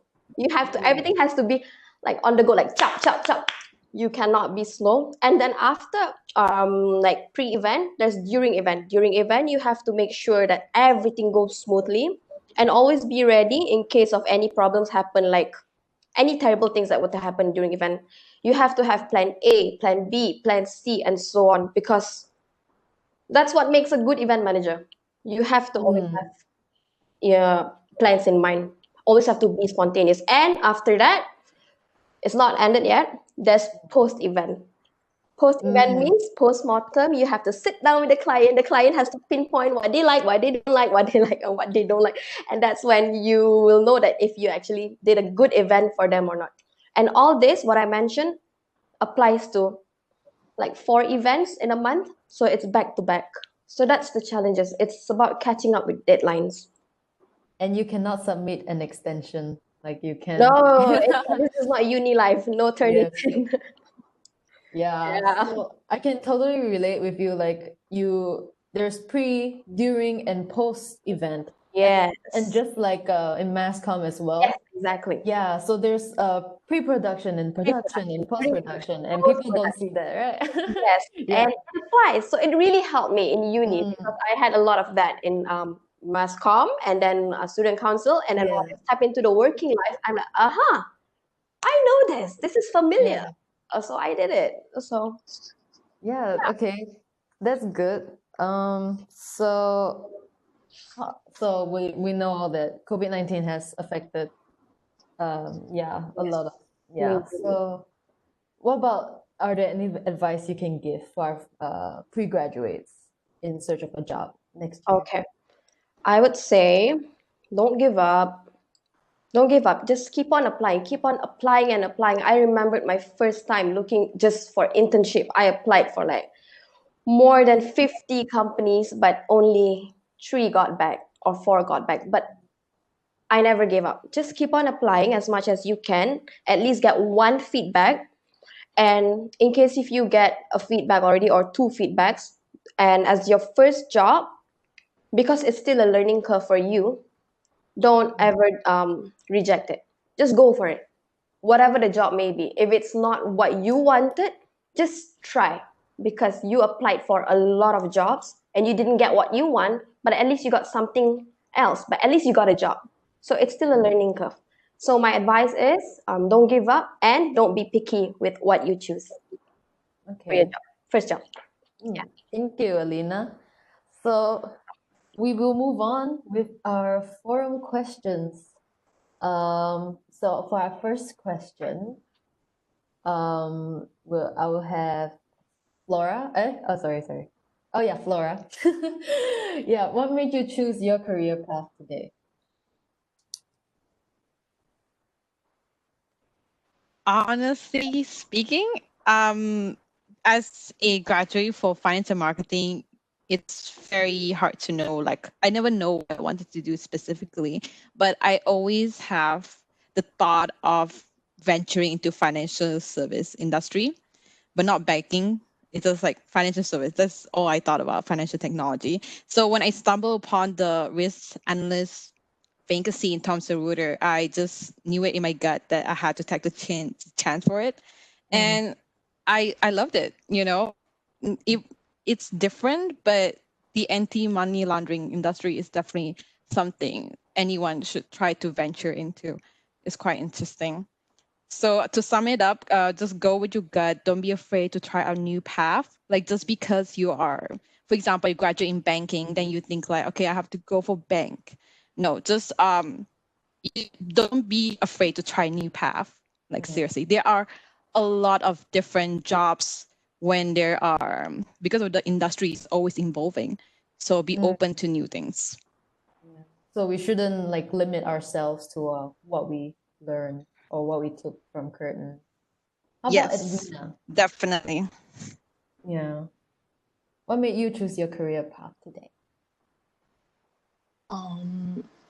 I may be a woman, but I have a big dreams and ambitious to always be a better than I was yesterday. So I always try to be independent and the best version of myself. So personally, I believe that being my own boss and leading a managing business will not only provide me my sense of fulfillment and also can be said to be my desire and objective in my life. So I believe I set to do great things, and when I success, I plan to give back as much as I can to the society. I think that's why I choose my career today, to become an entrepreneur. Yeah. Become a lady boss. Okay. Yeah. All right. Thank you, guys. So my next question is, what was the most valuable thing you've learned in Curtin NC? Let's welcome our postgrad. Oh yes. Hi, NC. Hi. Okay, most valuable thing that I have learned is the support of the staff. As a PhD student, this is something that we need every single day. Without the support of our lectures, without the support of even the library staff, it is not possible to do a PhD. So it is important, and to my dear brothers and sisters who are about to graduate, PhD MPhil research is a great opportunity for all of you guys to work along with your favorite lecturer or professor that you always wanted to work with, that you always wanted to emulate. So you can work with them. I mean, you are like peers, but you are also like student. You are so you have responsibilities, and you also have great university life. So it is somewhere in between. It is a great career path, and as Professor Andrea said, if you are thinking about a break in between joining the industry for whatever reason, because it's a pandemic or something, this is a great opportunity, and working along with your favorite professors would be a great experience, I would say. Yeah. Okay. So thank you, NC. How about Sugar? What was your main takeaway from your stay in Curtin? So I'm actually very grateful for the wide variety of platforms provided during my uni life. Again, back to saying that I have been active in organizations. I think the most valuable thing I've taken away from my uni life would be the personal developments I've experienced, including like leadership and confidence, which really actually help build my character and also like help me face challenges without fear later when I am in my career. Yeah, that's about it. I agree too. Thanks. How about Sheikh? What did you appreciate most during your Curtin experience? The most valuable thing that you've learned? Well, there's countless things, but I would definitely value the perspective that I was having. Me, we worked on MUN. We developed our own conference from the ground up, and fortunately, by my final year, I was lucky enough to be chief of operations. So, I take those experiences that I've had. I've made sure that I've always held on to them because I'll be very honest. I was never a great student. I was always, always getting by. But one thing that I did have was I was very good at management. I was good at getting things done. I was good at getting people to, understand responsibility and, just get things done. And judging by how we held on to that conference for those 3 years that I was there and most of my friends that were there at that time, I feel like those are those things that I take back. Again, coming back to uni life, staff there, they are vital to who I am. So that's something I would stress again. Definitely, I will thank my lecturers because at the end of the day, no matter how horrible a student I was, and how many times I may have disappointed Miss No or Mr. Terry, they're there. I'm sure they're listening right now. But I tried, and there are certain things that I couldn't do. However, right now I'm just making sure that whatever experience that I have, I've held on to it, and I've built on it. Right now, I'm just like I'm really blessed to be where I am, and considering starting next month, I'm starting a new position. All of what I've done over my past couple of years, they factor into today. Yeah. So I think like something similar from NC Sugar and Shake. It's all about the people in Curtin who made you who you are, who will give you the best experience today as well. So anyway, since this session is a way of giving back, right? From such as our lovely alumni here, what other ways, aside from like this webinar, do you think you can contribute back to the university? Alina. Okay. I would say share as much experience as you have had back in university so that you can also contribute what you have learned to your future jobs. Just whatever. It can be your presentation, your communication skills with your clients, anything. There's no reason for you to say something like, oh, I never learned that in uni. I can't do that at work. No, there's for sure something that you can apply because university really helps you not just educationally, but you as a person, your well-being for you to proceed to your other future jobs. Yeah. So mass comm, we will see Alina next year providing us a workshop. Wow. Fingers crossed. Fingers crossed. Okay. So how about Humayun? What can we do to? Hello. I think. Okay.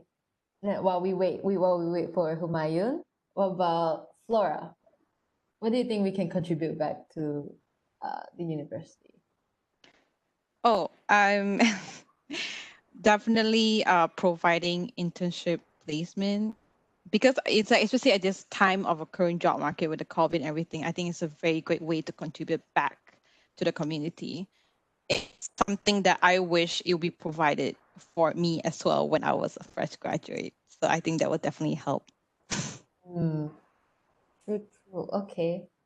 So, well, as a follow-up, one of the things that we can do now in this session is to help prepare us final year students for what's coming next.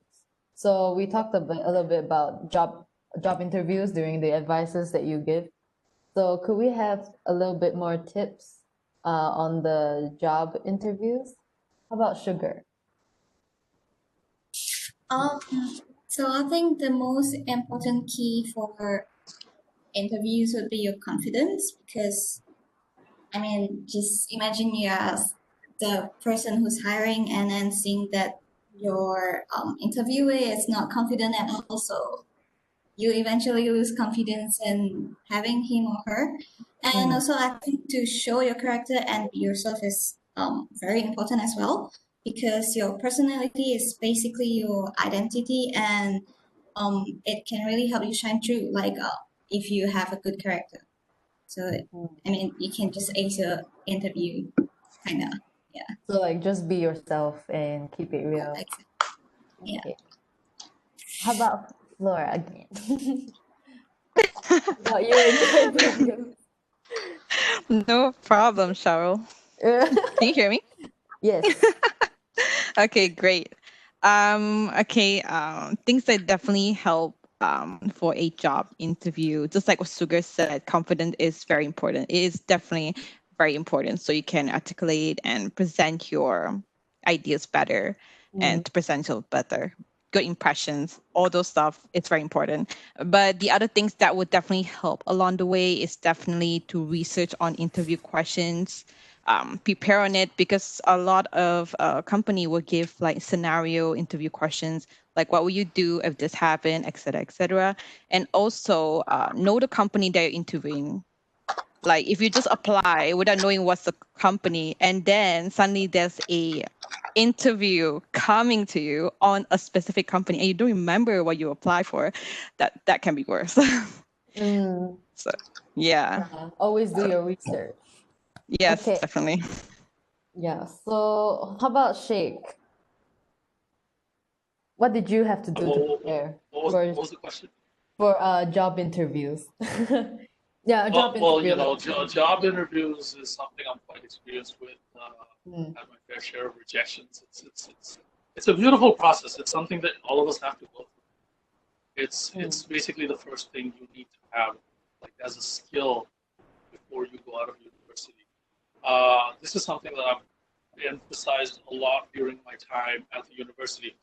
I was an intern under Miss Anita at Life, and while I was there, she let me do a lot of things that I wanted to do. Where I proposed ideas where I would do workshops and I would talk to students and I'd tell them that, at the end, you gotta be confident. Like me, you put me on a stage, I'll sing. I have a horrible singing voice, but I lack no confidence.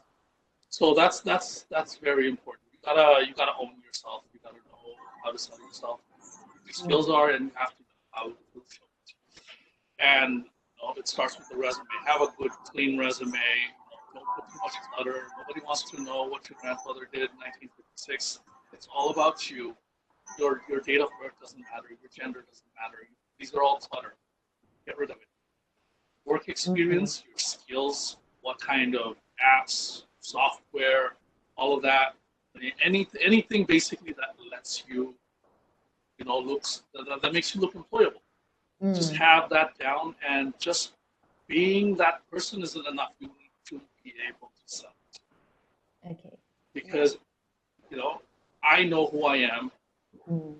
Miss Cat knows who I am. You know who I am, but yeah. Maybe a lot of people were, at this conference, like, at the seminar, they don't know who I am. I need to tell them who I am. I need to present myself to them. And this is that skill you got to learn. And to be honest, Malaysian students, they really need it. Don't be shy. You're here for 3 years, 4 years. Spend that time, talk to people, go up to random girls and say hi. I've never seen a Malaysian person do this, but you need to. Because not because you're looking for a girlfriend, but this gives you that people skills. All right. Yeah. So the last couple of months that you have left, just go up to random people, say hi. Go up to the deans. Go up to the PBC. I used to hang out with the PBC. Like, I used to go up to him while he was having tea at one gastro, and I just start a conversation. Okay. I'm pretty sure he had better things to do, but it's not about him at that point. It's about me trying to get my point across, me presenting myself. If you don't build the skill while you're still here, you're going to struggle, no matter how qualified you are. Straight A's mean nothing if you can't tell an interviewer how you got those A's. So Curtin is like our little playground right now for us to like. It is. It definitely is. Yeah. So other than that, Sheikh also mentioned to put down whatever your skills and all that. So put down, yes, I can do a Word document or a PowerPoint slide. But anyway, what are the current emerging trends in the industry? Travel and tourism industry.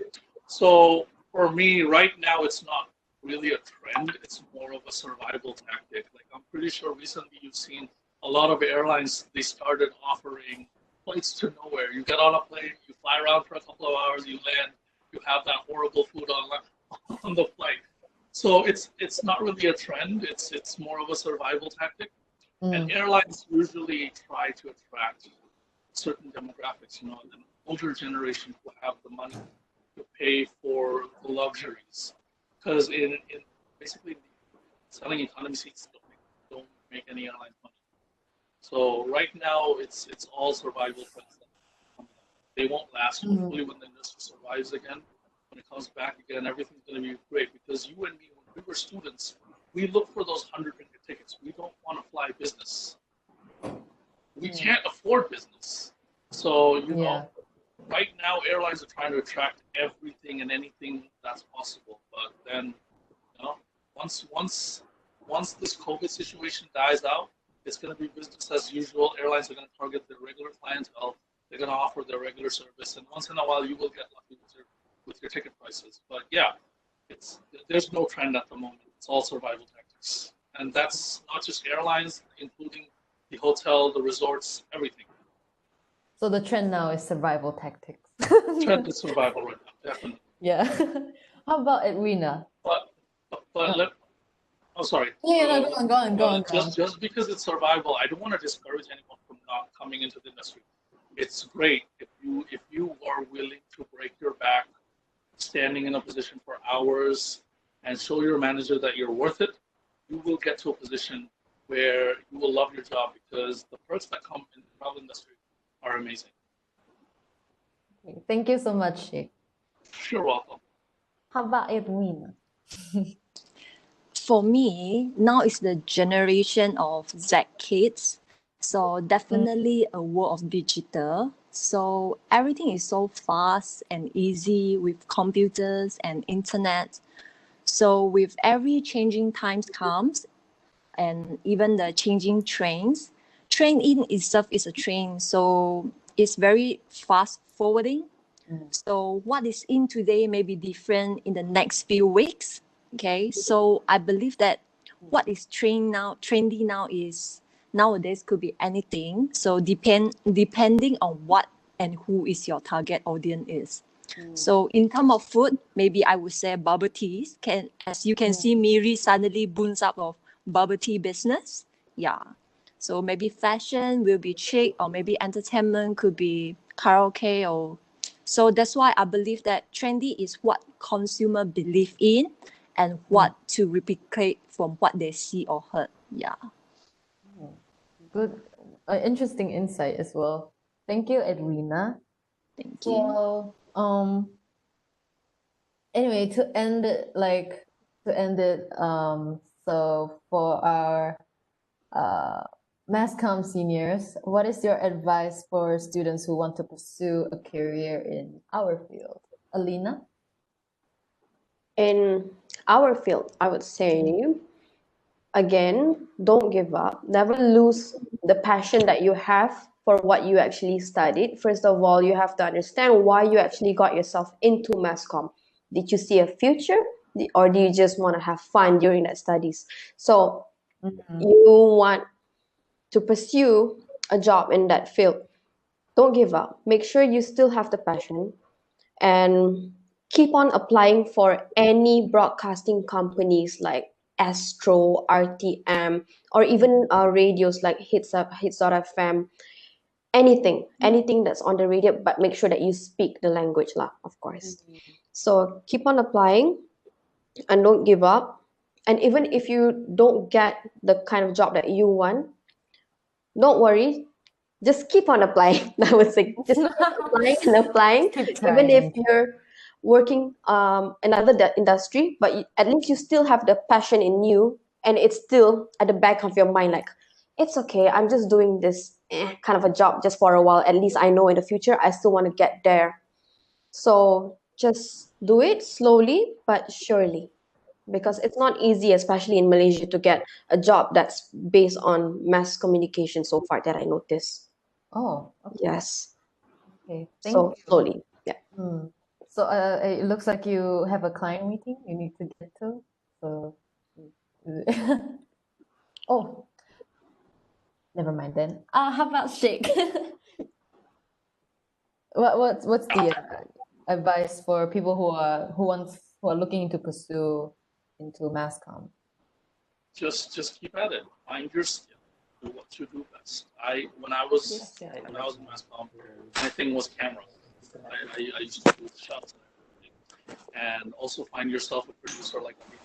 They'll let you scream at you, make you do what you're supposed to do on time, and that's great. Like, I'll tell you something. Me and Alina, we were partners for almost most of our projects that we did. So just make sure you get those teams that work great with you. And once you go out to the real life, again, don't lose motivation. Apply and make sure when you're writing that resume truly reflects you. Okay. Yeah. Thank you so much. So we can. What about some advice? So yeah, how about the transition from student uni life to a working environment? Sugar. So great advice for students transitioning to a working life now. For me, I think you can enjoy the process of looking for a job, but do know that professionalism will be very important from the first on your career life. And for that, because we are in this era where social media is everything, almost everything, so your social media presence will have to be, you're gonna know where are the limits, because you don't want your employer to see your party pictures and all. Like, you can post them, but you gotta know like where's the line. And also, I think it's okay if you end up in a different field from what you're studying right now, especially right now where there's a job shortage. Because to me, every job is an exposure and experience which can help to like build you and also help you grow in a way. So that's my advice. Thank you, Cheryl. Thank you, Sugar. How about Flora?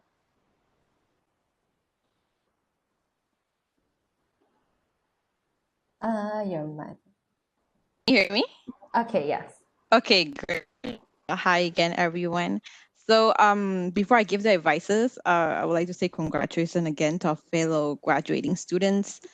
The advice that I can give to our fellow graduates are these 4 things. Be humble, be proactive, and keep an open mind when you're transitioning into the industry. Last but not least, always try to learn a new skills, be it language or Excel and etc. It's important to have transferable skills that you can apply in your future job. Don't put a ceiling on yourself. So, good luck fighting. Thank you. Okay. How about Shay?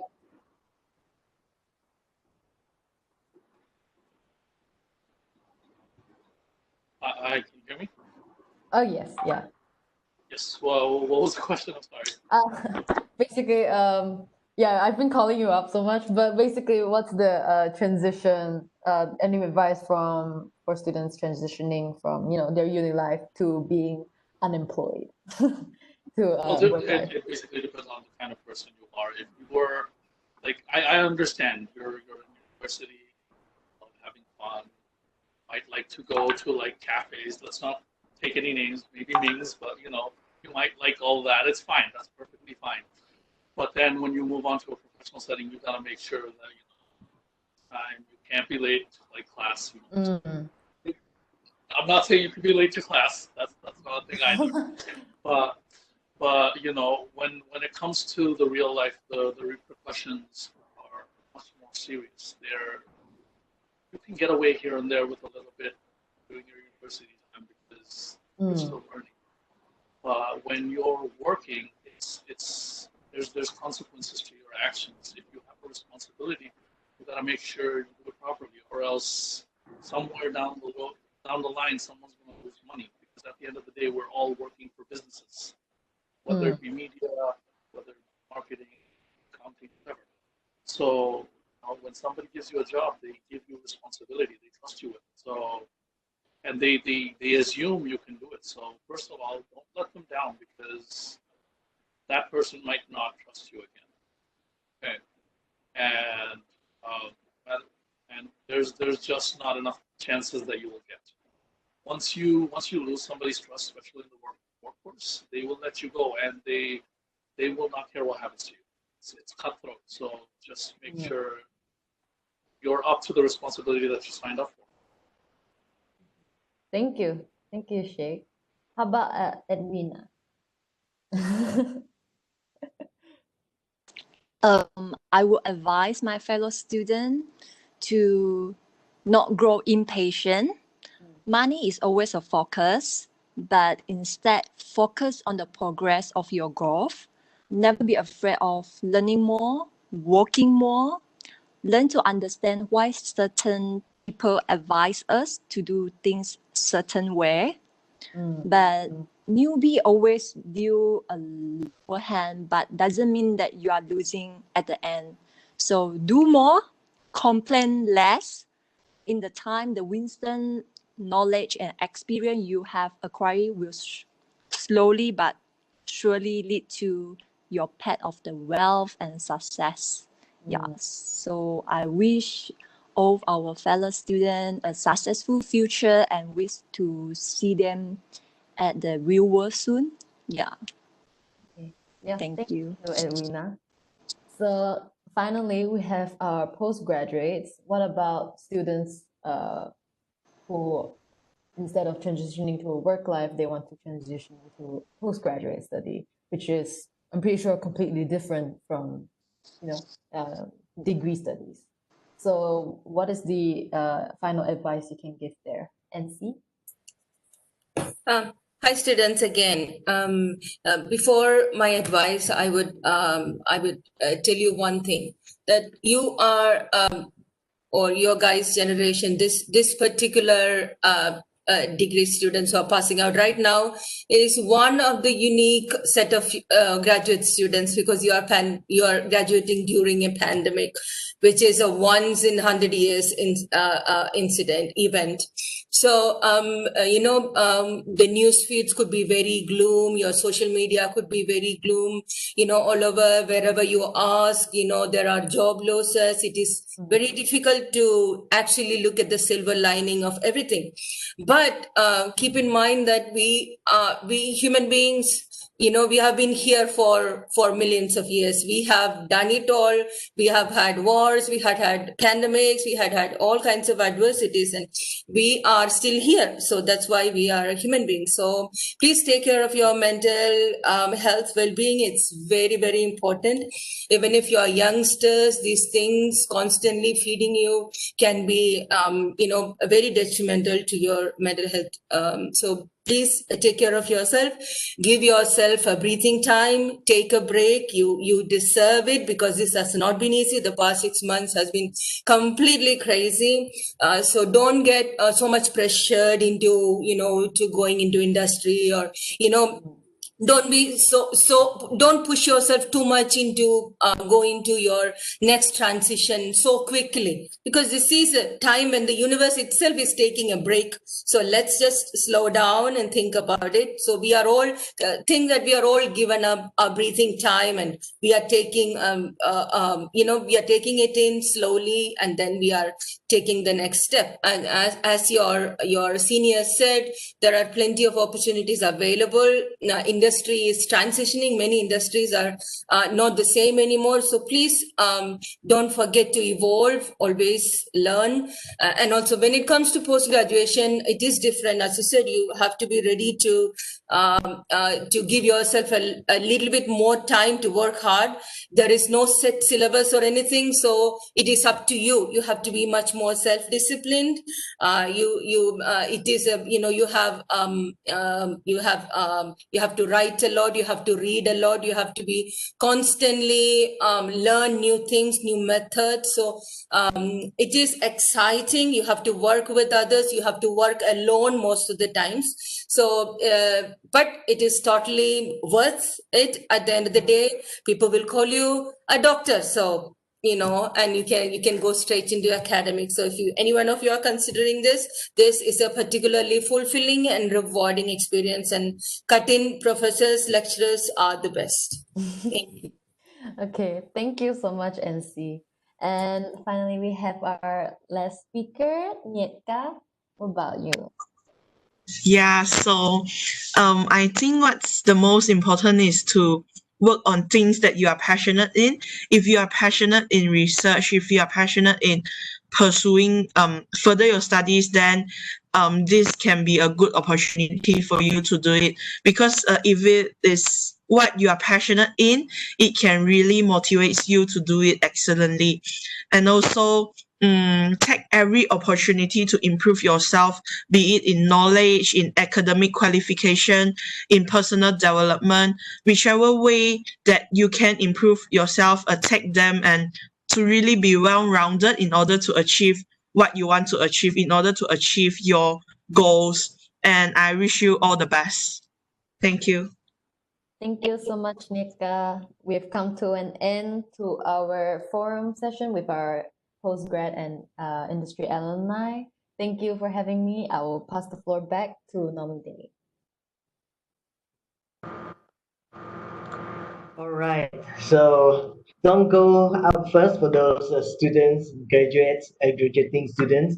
All right. So once again, thank you so much to our Curtin alumni speakers that include Alina, NC, Cynthia, Edwina, Flora, Humayun, Kalim, Shaikh, Sugar, and Umar for joining us today, for your time. Appreciate your humble sharing. And follow them and keep in touch with them on social media if you can find them. And thank you, Cheryl, for moderating the alumni session today. We hope all of you, especially the graduates, have a lot to take away in this session. It was indeed a great session with our alumni speakers and postgraduate students. Tons of advice, tips, and experiences from interviews, hard and soft skills, attitude, the journey, their values, their uni life, career life, job market, the industry, the uncertainties, the effect of COVID-19 pandemic, and almost everything in between, except for, not yet, family tips such as husband and wife and children. So, thank you so much to all of you, our dearest and beloved Curtin student and soon to be graduating, who are joining us from the start until the end of this session. Thank you so much for career and alumni services, especially Miss Catherine, for organizing and bringing us all together today. Wherever you are on this hell blue planet we call Earth, we wish all of you all the best with your final exam, with your postgraduates, your career, and your future endeavors and your life. And Miss Catherine, do you have anything concluding message to our students? I guess we give a bit of space for the lecturers. If you have any lecturers who would like to say something to the graduates. Yes. All right. So Any writers would like to share their message to the students, to the graduating students? Any one of the lecturers? We have Miss Siti. Hello, what was your question again, Normide? Hi Yeah. everyone, Sham here. Right. You can Hi, Dr. Sham. share your message to our graduating students. Just a brief one. Yeah, Doctor. What was your message again? What was your question? Sorry. Concluding message to our graduating students. Okay, guys, all the best. Take it easy, yeah. Have fun, because the industry is, yeah, you will enjoy. Good luck. Thank you. Thanks to the alumni. Thank you. All right. Yes, Alina, I know. I got your message. Bye. Bye, everyone. Dr. Sham, I hope you remember me. Yeah. I'm doing great. I'm still in Curtin. Yeah. All right. Happy to see all of you. Yeah, happy to see all of you. The alumni, especially. You're doing good. You changed a lot. All right. Yes. Yeah. All right. Okay. Bye. All right. Thank you, Shamshul. Anyone? Miss Siti? Yeah, Miss Siti. Okay, hi everyone. I'm so glad to see a lot of students here. And just now I saw that we have like 70 plus numbers of participants. I'm very sure that all the students now, they learn a lot from the alumni. Okay, you can see a lot of students here. My students were graduating and I'm so touched to see, a lot of students are actually taking it seriously, learning and listening, really fondly to their seniors who are already working now, and some of them are like, Nyeka and NC, they're doing their PhD and masters. So there's so many things for them to learn. But don't be so stressed out, okay, with COVID-19, with all the challenges. Don't be too stressed out. Enjoy the journey. It's another level. And of course, when we talk about another level, new challenges, but along the way, you'll find fun in life. Okay? So have fun. Take things seriously in your studies. As I always tell my students, in class, it's your training ground. Take it as your training ground. Okay? You come to class punctually. Challenge yourself to be the best version of yourself. Like what Edwina said, yeah, the best version of yourself. All right. So I really think that all of you are very fortunate, okay, to have such very dedicated lecturers and even supporting staff. All of them are there for you. Okay, so all the best. I'm sure you guys are gonna have a very bright future. Having COVID or no COVID, still bright future. Okay, bye. Yes, totally agree with you there, Siti. Right, Yeah. everyone have a very bright future. All right. So, any other lecturers, Mr. Christos or Mr. Terry, if you are there with us, you want to say some lecture to our students? Yeah, probably never give up. Never ever give up. There's always a silver lining behind every dark cloud. So never ever give up, especially the media students. And that includes you, Sheikh. Never ever give up.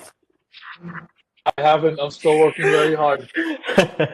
Just keep on going. And Alina, so proud to see that you are successful.